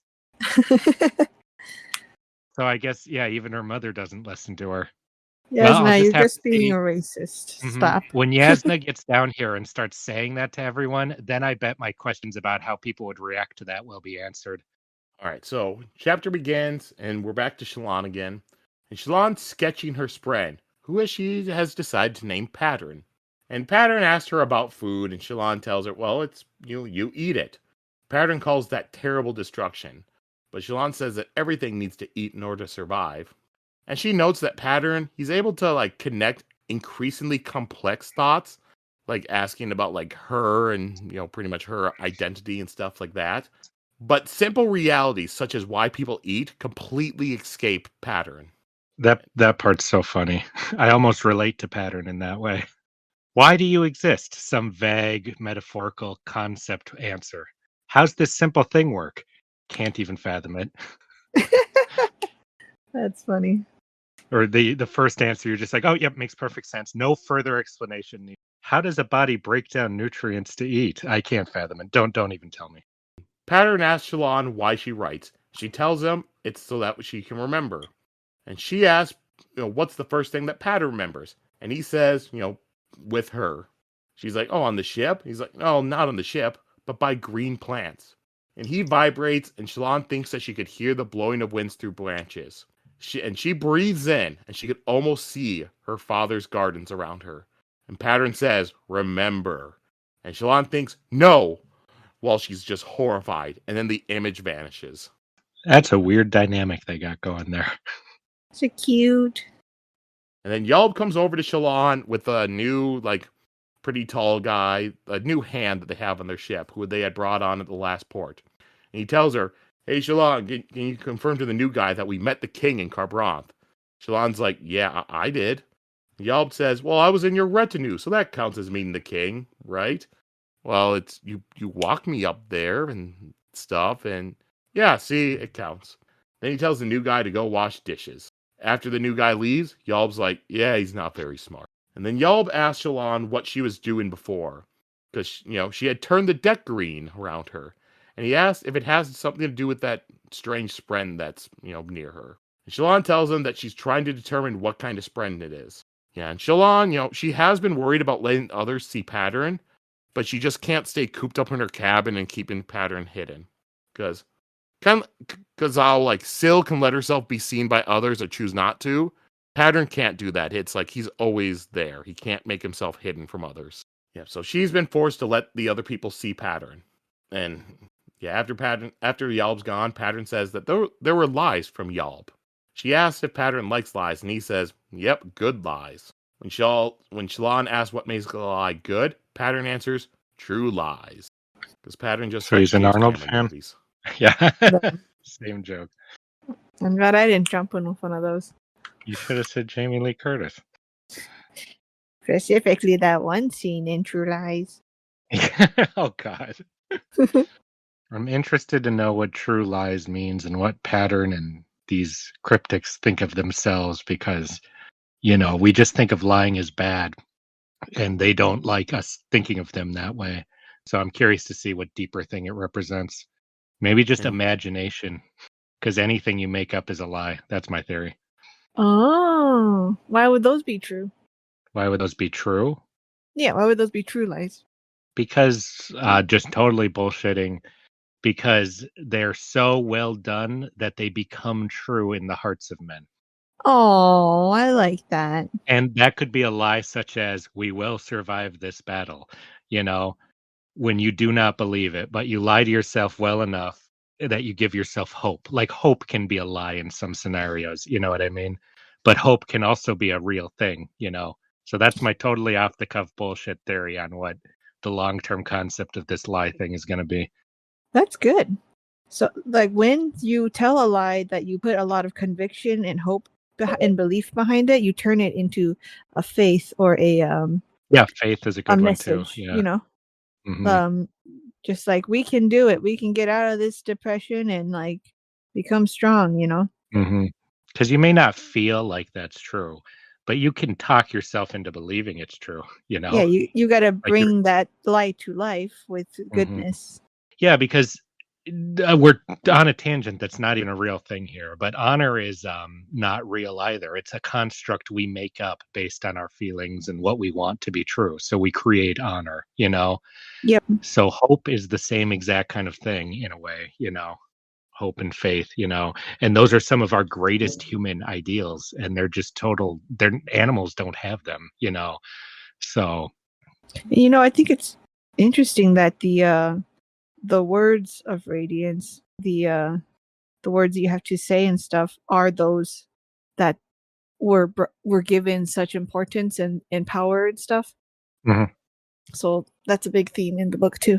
Yeah, I think words have to be a big thing, because all these things are the spren are named after words, and words, like men can't read words, women can, which gives them a certain power, and other stuff like that. I think and words are how we communicate. The Parshendi communicate through their stupid vibrational singing, maybe there's something there. Some theme we're trying to Stupid? shake out of this book, that I'm curious to see. Any people who sing to communicate are not my favorite people. That's all I How can are they say. not singing I words saw the too? Marvels. I saw the Marvels shit. I don't need to see that again. I think songs are a way to remember words, songs The and poems and things, poems are different than songs. Also, not I don't think the Parshendi sing songs. They sing. They sing feeling, like just That's how it seems noise. to me. Like Well, this is, like there is that one song though that those monks sang that was missing pieces from, a long time ago in the book. The I don't Dawn remember. chant. Yeah, I think that is something to do with that. Like, I think they used to put words into songs to have people remember it longer. And the Dawn chant wasn't missing stuff. It's such an old language that the language is lost. So they're Yeah. using that's how Navani, because Dalinar was speaking that, so they're trying to use what he's been saying to translate the Dawn chant. Yeah, so I think the Parshendi have something like that they're using. They're doing their words of radiance, I just don't trust singing cultures. That simple. Nothing deeper than that. Justin, you don't have a song in your heart, do you? I bet you don't even like musicals. No comment. And Shallan notes that when she soul cast for the first time, she had heard a voice demanding a truth from her, and she still doesn't know what that means. And she doesn't think that voice belonged to Pattern, but he seems to have forgotten much about himself. And Shallan, she heads into their cabin, and she thinks about the different levels of Spren. Because there are Spren like Wind Spren and River Spren who would mimic humans and make playful comments, so they're a step above other Spren that are just kind of just there. So they all mimic humans. That's so interesting. They're just mimicking us. I want to see what they were like before we were here. I hope we get to see that sometime. If their very ideals of what they represent is just mimicking us too, like a bigger version of just mimicking our words. I think they're nothing, Mm-hmm. I think humans gave them purpose. They were something. They were something. They just like didn't. a force, I don't think they like a what? Just like a force or an empty power, Mm-hmm. That's what I think. And then there are also Spren like Pattern, which are a step above those Spren, and like the Pattern, like the Cryptics, they can have real conversations. And Shallan, she reads about the Night Watcher, which is obviously one of these type of Spren. And the Night Watcher is also definitely female. And Shallan, she gets lost in her studies, and hours wind up passing. And Shallan, she thinks about how her life is currently going. She had mentioned to her brothers about fixing the Soulcaster, and they love the idea. They think they can hold out a little longer to get that Soulcaster fixed and bring him back. And now, because of that, she can read without worrying about her house, and she's also betrothed to a powerful Alethi prince. And then Shallan notices that her spheres in her pocket have gone empty, even though some of her spheres in her room, which are older and have less Stormlight in them, still have Stormlight. So she goes to see Yasna to collect some new spheres from her. She's going there, Yasna's door is broken and it doesn't latch, so Shallan's able to see inside.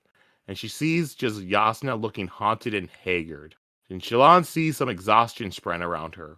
And Shallan's about to leave until Pattern shouts out, "Truth!" And then that's when Yasna notices that Shallan's watching her. And Shallan's just like, I need some spheres. And Yasna asks did you soulcast? And Shallan says no. Yasna says, well, then it must be your second ability. She asks what Shallan did, and she figures it probably has to do with light. Shallan says, well, I seem to have made plants appear. And Yasna mentions, the 10 orders and 10 surges. She wonders what it all means now that Spren have finally decided to return oaths to them. And she wonders how much time remains to her. Before Shallan had come, Yasna figured she was an anomaly, and now she no longer has that hope. Since the Cryptics had led Shallan to her for training, she hopes that means that, she herself was one of the first. And Shallan says that before she entered, Yasna seemed depressed. Yasna says, well, I'm just been spending too much time in my studies. And she shows a diagram, and she says that one of the surges was called Illumination, the mastery of light. So she wants Shallan to focus on learning this surge for now, as opposed to soul casting. That one's a more dangerous art. And Shallan says, Yasna, you're worried. And then she notices a fear spreading near Yasna and notes, no, she's terrified. That's what we've always said would suck in this world, so it's funny that's finally become a plot point. Having a friend give away what you're trying to hide. Yasna says that her worry is that she will be too late and will be unable to stop what is coming.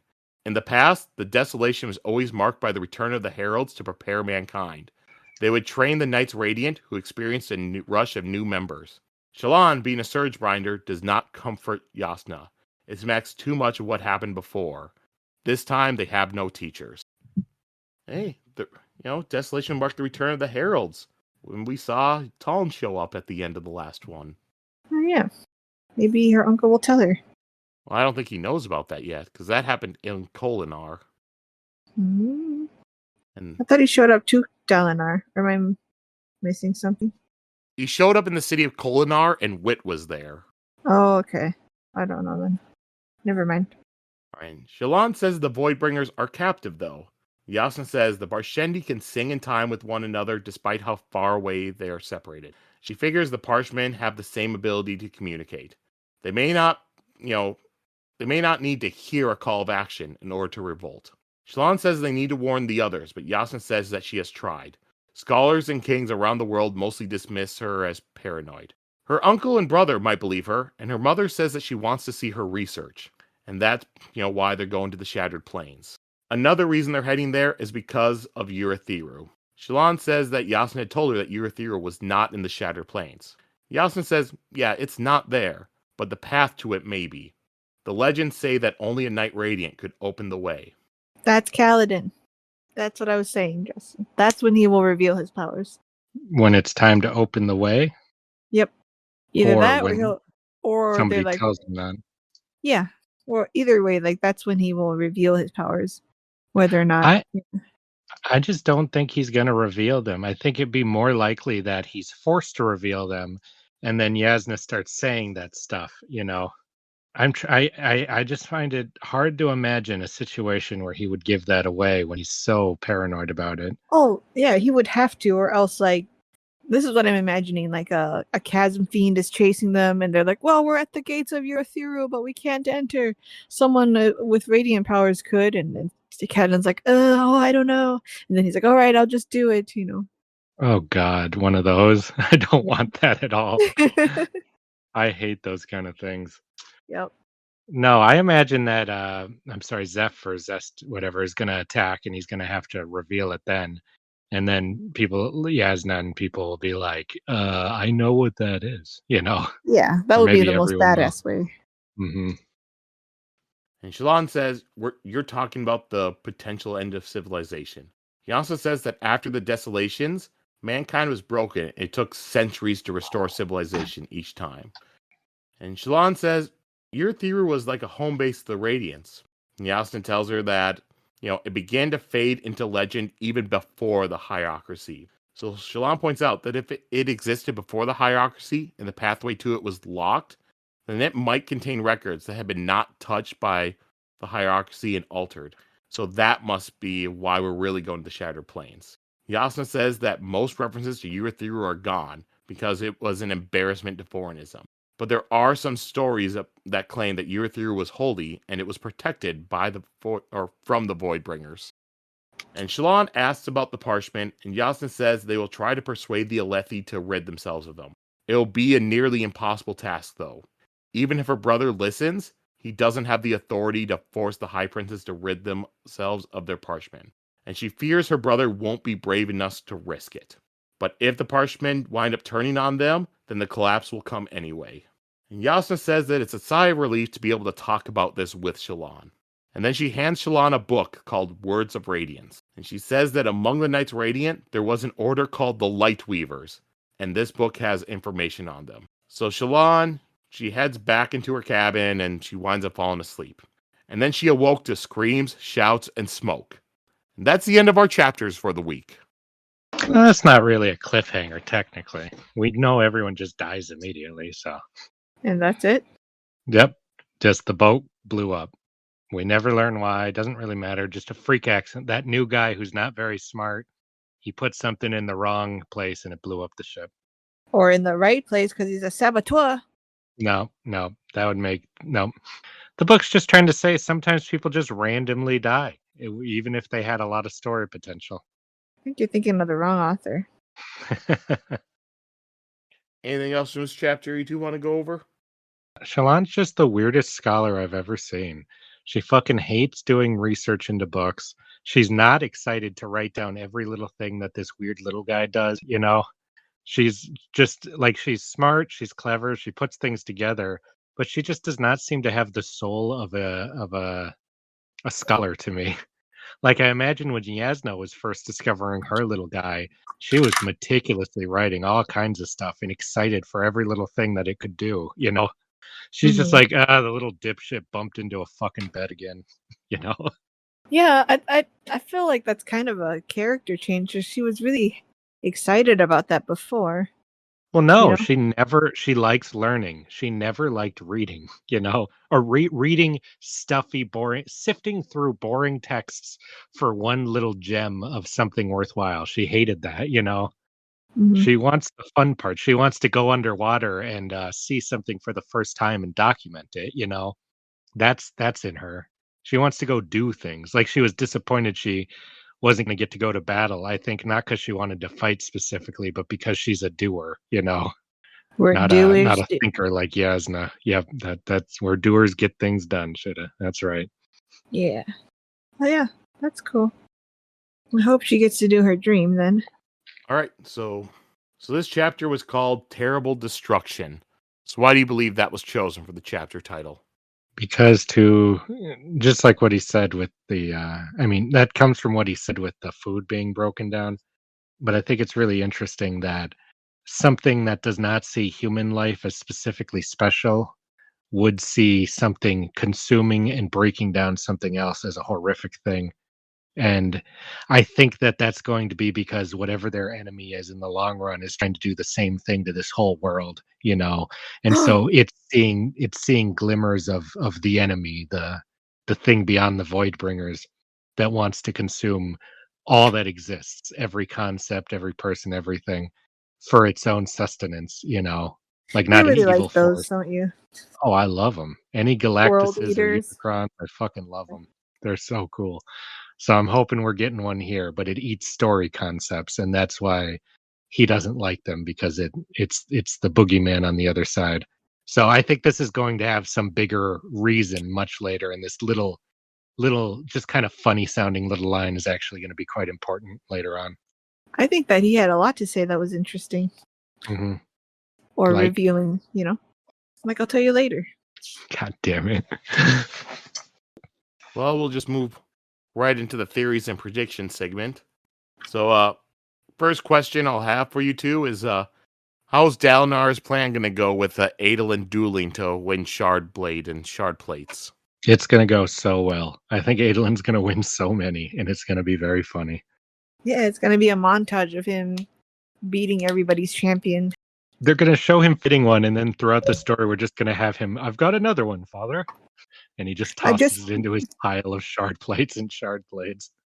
He just needs to get into a little tournament fighting, and just then, like Sheta said, a montage, and the TV show version will just start playing Best Around. You're the best around. Nothing's ever gonna keep you down. And then Sadius is just gonna tell the next fighter, sweep the leg. Mm-hmm. Yeah, somebody's going to cheat and do something dishonorable, but I think it's going to work out well. Get them a few at least that they can do something cool with. The montage will include a pile of shard blades that gets bigger and bigger. So how's it going to go? How is Amaran going to defeat Adolin? By cheating, right?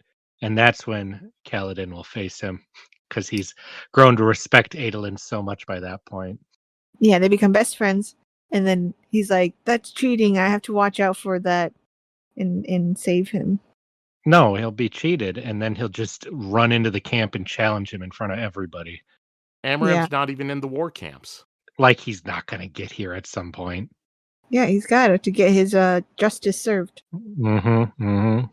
All right, and then What the hell's going on with this boat with all these screams, shouts, and smoke? Pirates. That's it. Just some pirates. The Santhid got mad and blew its smoke at him. Turns out the Santa's actually a dragon turtle. Yeah. Mm-hmm. Oh my gosh. It's really shy and you just drew a picture of it. All right. And then, Yasna mentioned there was like some sort of politics stuff where like honor spread and cryptics don't like each other. So what will happen if Shallan meets Kaladin, since they both have a cryptic and an honor spread? Ooh, some sexy tension is gonna happen. That's what's gonna happen. Between the fairy and the anthropomorphic pattern, or No, it will be a metaphor for how Kaladin and Shallan are gonna butt heads for a little bit. I think it's just going to be Syl saying a lot of, I don't like him, I don't know why, and then saying weird cryptic things about the reasons why. While Pattern asks a lot of questions because that seems to be what he's into. Because he wants to know all the secrets, right? But no, that wasn't his voice, so maybe not. I don't know. All right. And then I'll just let you two go over whatever other theories you have. Galactus is coming. That was about the extent of my theories. That and whatever I said at the beginning that apparently blew your mind, Sheta. Those two things are my theories. You did not blow my mind. Your exact response, and I'll quote, was, wow. No, it was like, wow, you're doing your theories now instead of saving them. That was for not later? what it was. I heard it. That was a wow of awe. However, I forget what I was saying, so you will have to remember, listener. Uh-huh. Well, let's see. Sorry, my notes are like really a mess, so I have to look through it a little bit. Okay. So, I think that what you were just saying about how the cryptids and honor spren are enemies, I think that's the real fight is going to be between these two sides a little bit, and that there are already people who have taken a spren on either side, and I think that maybe even so the cryptids, well, this is not really how I'm seeing them, but like that whatever those kind of more negative spren are, like lies and like what's the other one? Sorry. I can't see my notes. Okay, anyway. Fear spren, they're all like will lead you to the void. So they are void bringers and stuff. And they kind of make you less hopeful, and then the honor spren and those kind of more positive traits will be like the God, the Almighty, and all of those feelings, and I think maybe that King Taravangian has a bad spren, like a Voidbringer bad spren on him that makes him that is making him all paranoid and like be evil and stuff like that. And so he is following that path toward the void. And I think even now, Yesna, I don't think that fear spren was there for no reason. I thought that was maybe her spren. That was, and that if she has a fear spren or one of those, even Shallan having a cryptid instead of an honor spren makes me worry that they are kind of approaching this from a different side, and it could be bad. I think also that these cryptids and these kind of other spren like fear and lie are not inherently evil. It's like your interpretation of them, and like however if you let them like lead you astray, then it will become a problem, like with King Taravangian. So, and I also think that Kaladin has been dealing with stuff like dark stuff too, and he chose better. Like he chose to come out into the light instead of following it into the void and jumping off that cliff, So I think those are just some themes, and I think the spren have a lot to do with it. I agree with you. I do have to say on an related note, they are cryptics, right? Not cryptids, Joe? Yes.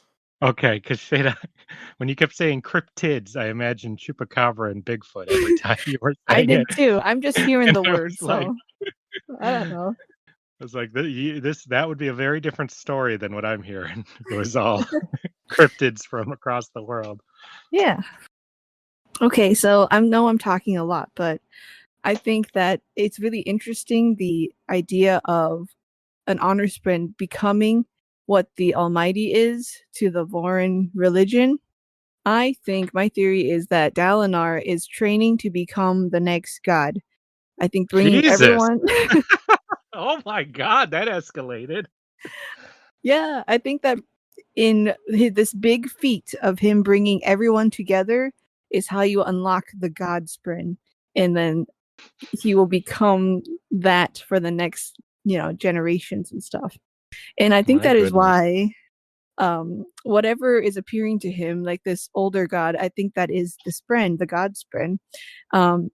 He appeared to his brother, and he failed to do it, and I think now it is appearing to Dalinar because he's acting kingly, and he is the most capable and in the right position to do it, And I also think that is why Elhokar saw something too, but he is choosing to follow, devastation and void bringing stuff, instead of the honor spend that could help.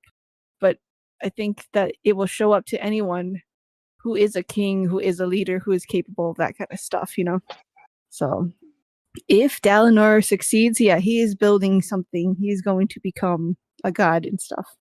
And then I have one more theory about how when people follow their path that they're supposed to be on, they are connecting with a spren that is powerful to them.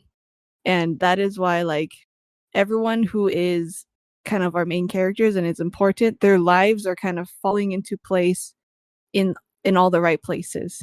With Kaladin being where he's supposed to be, Dalinar is on his path, and Shallan now is on her path when she says she kind of fell into this perfect life.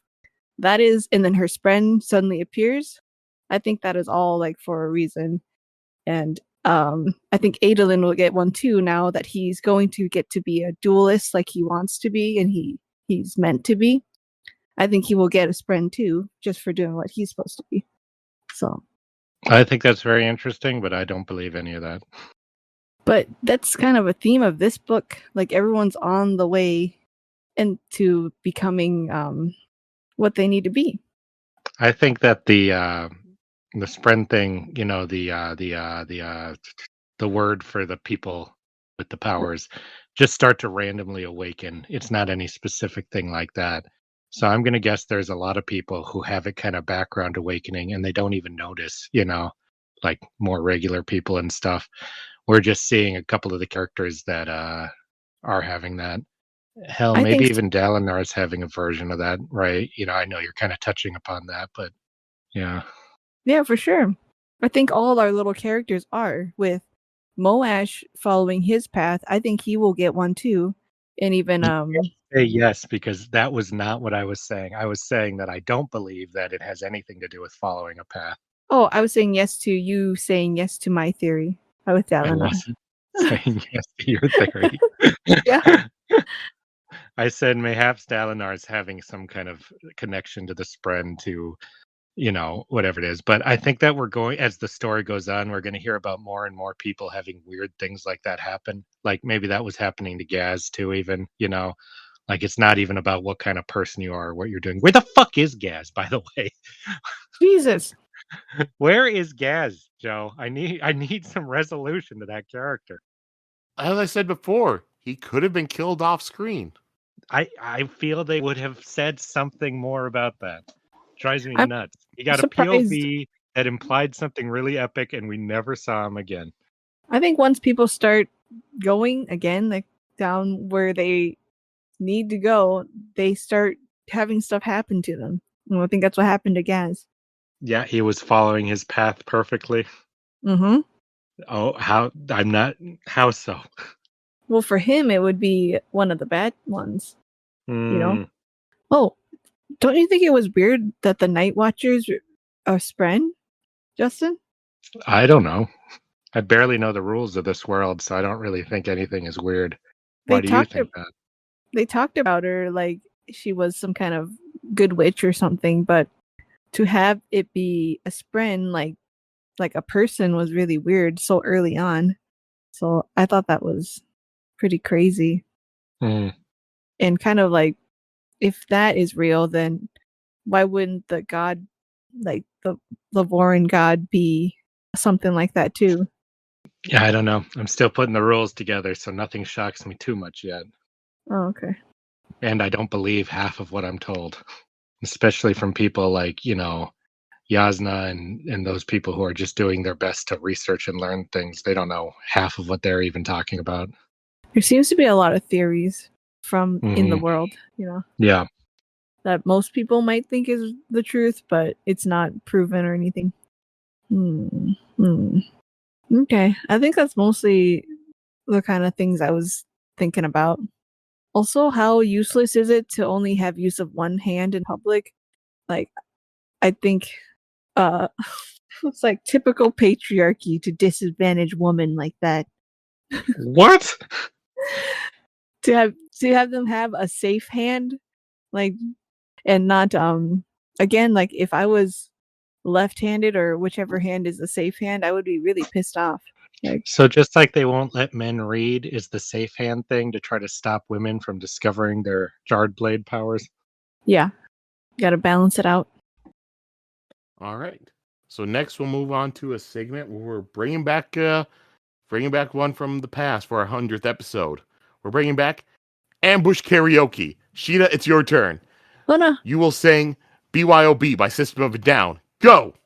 Oh no. I'll do the music, so I'll Okay. start with the music though.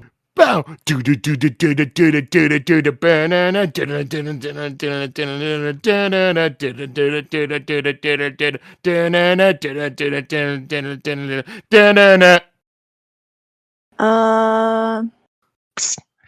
Why they only send the poor?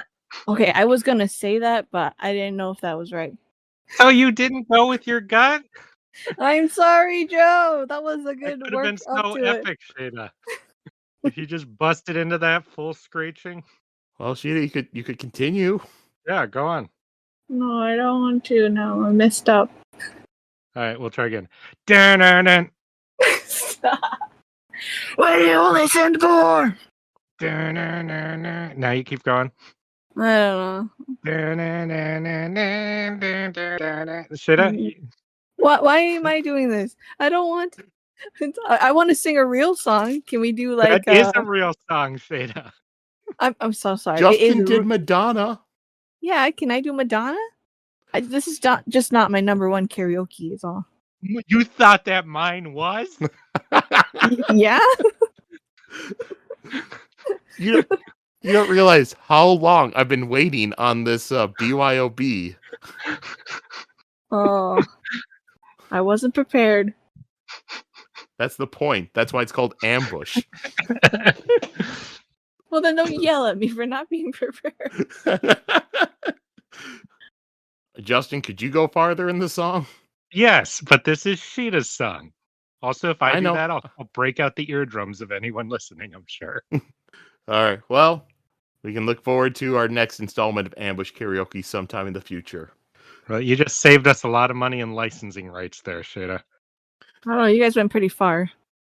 Yes, my terrible guitar riff from my mouth. Yep. All right. If now let's go pick it up, then yeah. Now we'll go to Character of the Week. You do yours first because we have the same one, Sheta. Okay, I'm gonna go with Pattern because he is very cute and scary. I will also go with Pattern because he was very inquisitive and I thought he had interesting reactions to the answers given. Really? Also, he was able to go into a piece of paper and lift up the words on it. I thought that was a very interesting image. I think he's very powerful and insightful, and I think he's scary too. Like that, he knows a lot that he doesn't know he knows yet. Probably. Just like so. Sure. Yeah. And I guess I'll just go with Yasna for having a lot of answers and stuff for Shallan. All right. So now it's time for quotes. Very simple quote out of me. All right, it's just Dalinar thinking to himself, straight back, head up. Even though you want to just slump in that chair, a leader did not slump. A leader was in control. Even when he least felt he controlled anything, especially then. I think that's just very good advice for any situation where being perceived in a way has some kind of benefit to you. But a lot of people don't think that way and just hold themselves or portray themselves thinking that it won't matter. It all matters. Myself included. All right, mine is pretty simple too, or more simple, but it's just pattern saying, "Light makes shadow, truth makes lies." And she was trying to describe to Shallan that I think that reveals a lot more than to us, in that both of the things I was talking about need each other to exist. So That's true. I like it being out of this little baby logic thing, yeah. because, a lot of times a writer's like, I can't write that down. That's so like generic and everyone, it's been in a million things, but it's so good. So giving it to this little creature just discovering concepts gives it a certain importance that you would just overlook normally. You just roll your eyes normally, Mm-hmm. All right. And with mine, it's just a short little thing with Kaladin, Dalinar, and Elhokar. I just said there's no way to reach that balcony from the outside, Dalinar said. Then that's the way I try to get in, Kaladin said. If I wanted to, sir. Dalinar smiled in amusement. The king, however, was nodding. Good. Good. Are there any other ways into this room, your majesty? Kaladin asked. Secret passages? Entrances? If there were, the king said, I wouldn't want people knowing about them. My men can't keep this room safe. We don't know what to guard. If there are passages nobody is supposed to know about, those are immediately suspect. If you share them with me, I'll use only my officers in guarding them. The king stared at Kaladin for a moment, then turned to Dalinar. I like this one. Why haven't you put him in charge of your guard before?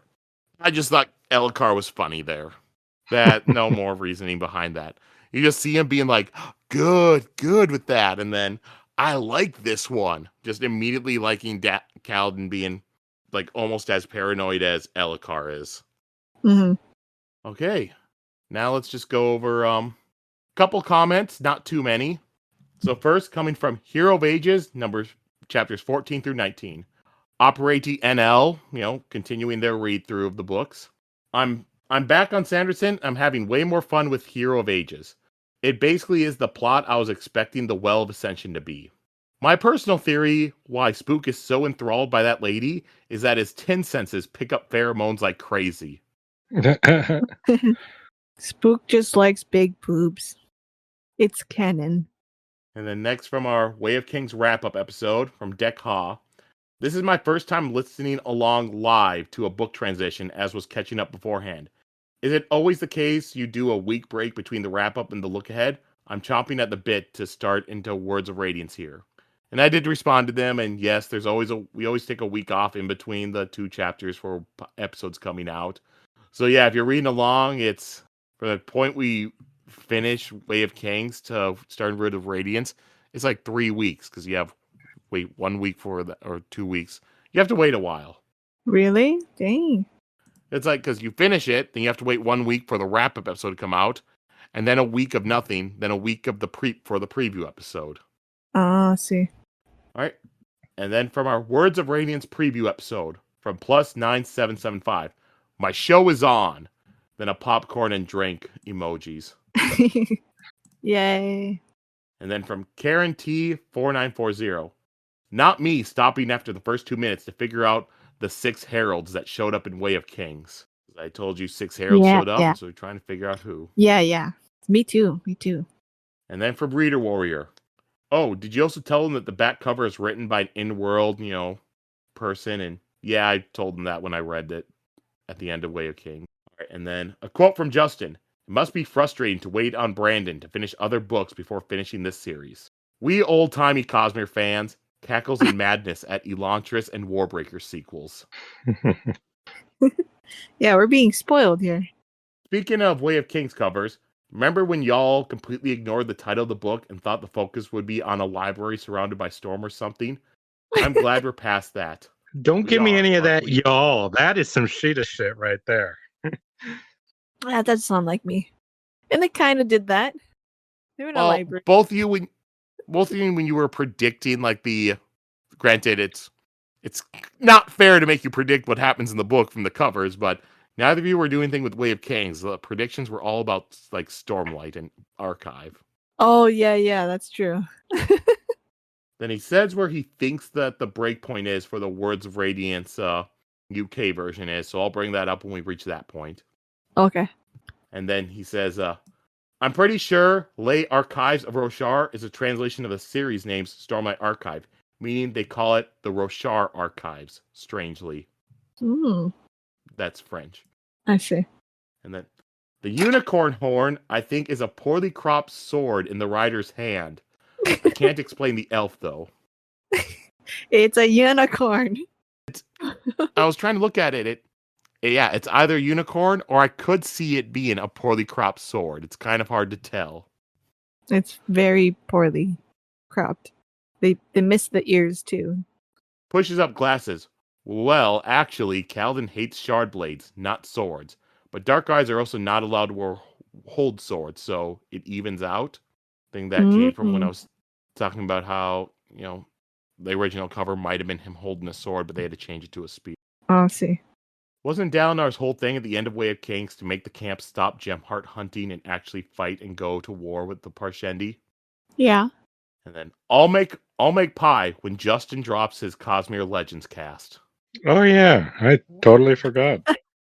And then from Ald Chad, Justin, Brits can't do anything right, huh? What about Warhammer? Okay, you do have a point. I rescind my comment. Oh no, I don't know enough about Warhammer lore to agree or disagree. I'm sorry. In all seriousness, though, I actually prefer the UK covers. One, I like the color coding that Joe mentioned, and the US ones. The US feel a bit too pulpy, and honestly, I don't think I would pick those up. Yeah, brother, that's the word for it. That's what I like. I like pulpy. None of this classy, streamlined, looks good together stuff. I want junky, trashy ass pulp. Yeah, that's American. Yep. Yep, and then he continues, but our edition of The Witcher, which I grew up with, has just medallions on the covers. So maybe that's why I prefer simplistic covers. But hey, to each their own. I'm looking those up. Yeah, but those look cool. I'm looking them up right now. The American modern Witcher covers look like shit. Personally, these medallion ones are fucking cool, man. These are good. Are the modern Witcher covers just like Henry Cavill and Liam Hemsworth on the cover? No. They're just some of them have game art, some of them have game style art. They've probably got new ones now, though. Oh yeah, then they got these white ones with after the Netflix show. Yeah, these suck. Those UK ones are way cooler. See, I'm not a big fan of, especially like the whole 2010 era of simplistic, minimalistic art stuff. Like I always look like the Song of Ice and Fire books that I think most people have seen because those were the covers that were out when the Game of Thrones show started, where it's just like, Clash of Kings. It's just a that one's a crown. Storm of Swords is just a helmet. Feast for Crows, just like a chalice. It's, to me, that's so boring. Especially when I compare it to the original covers of, a Game of Thrones, where it's like Jon Snow riding a horse at like Castle Black, like a crow there. And then you have like later covers that are just so cool. They have that classic fantasy book cover, and they had to switch it with the generic things. But like last year, the year before, they did release new covers again, which I think are the ones that are in the bookstores now, which are pretty cool. Yeah, that's just me. I like having art on the cover. I like having, for fantasy books, I like more shit on the cover. All right, and then he continues. What is Brandon's politics? I'll do you one better. What is his tax policy? I don't know what that's in reference to. That's in reference to, that's the thing that George R. R. Martin would say, because when he would talk about like Lord of the Rings. Oh yeah. Okay, no, I know the quote you're talking about. Yeah. What is Aragorn's tax policy? Yeah, who fucking cares, George R. R. Martin? Shut the fuck Well, up. No, he doesn't do not defend him here.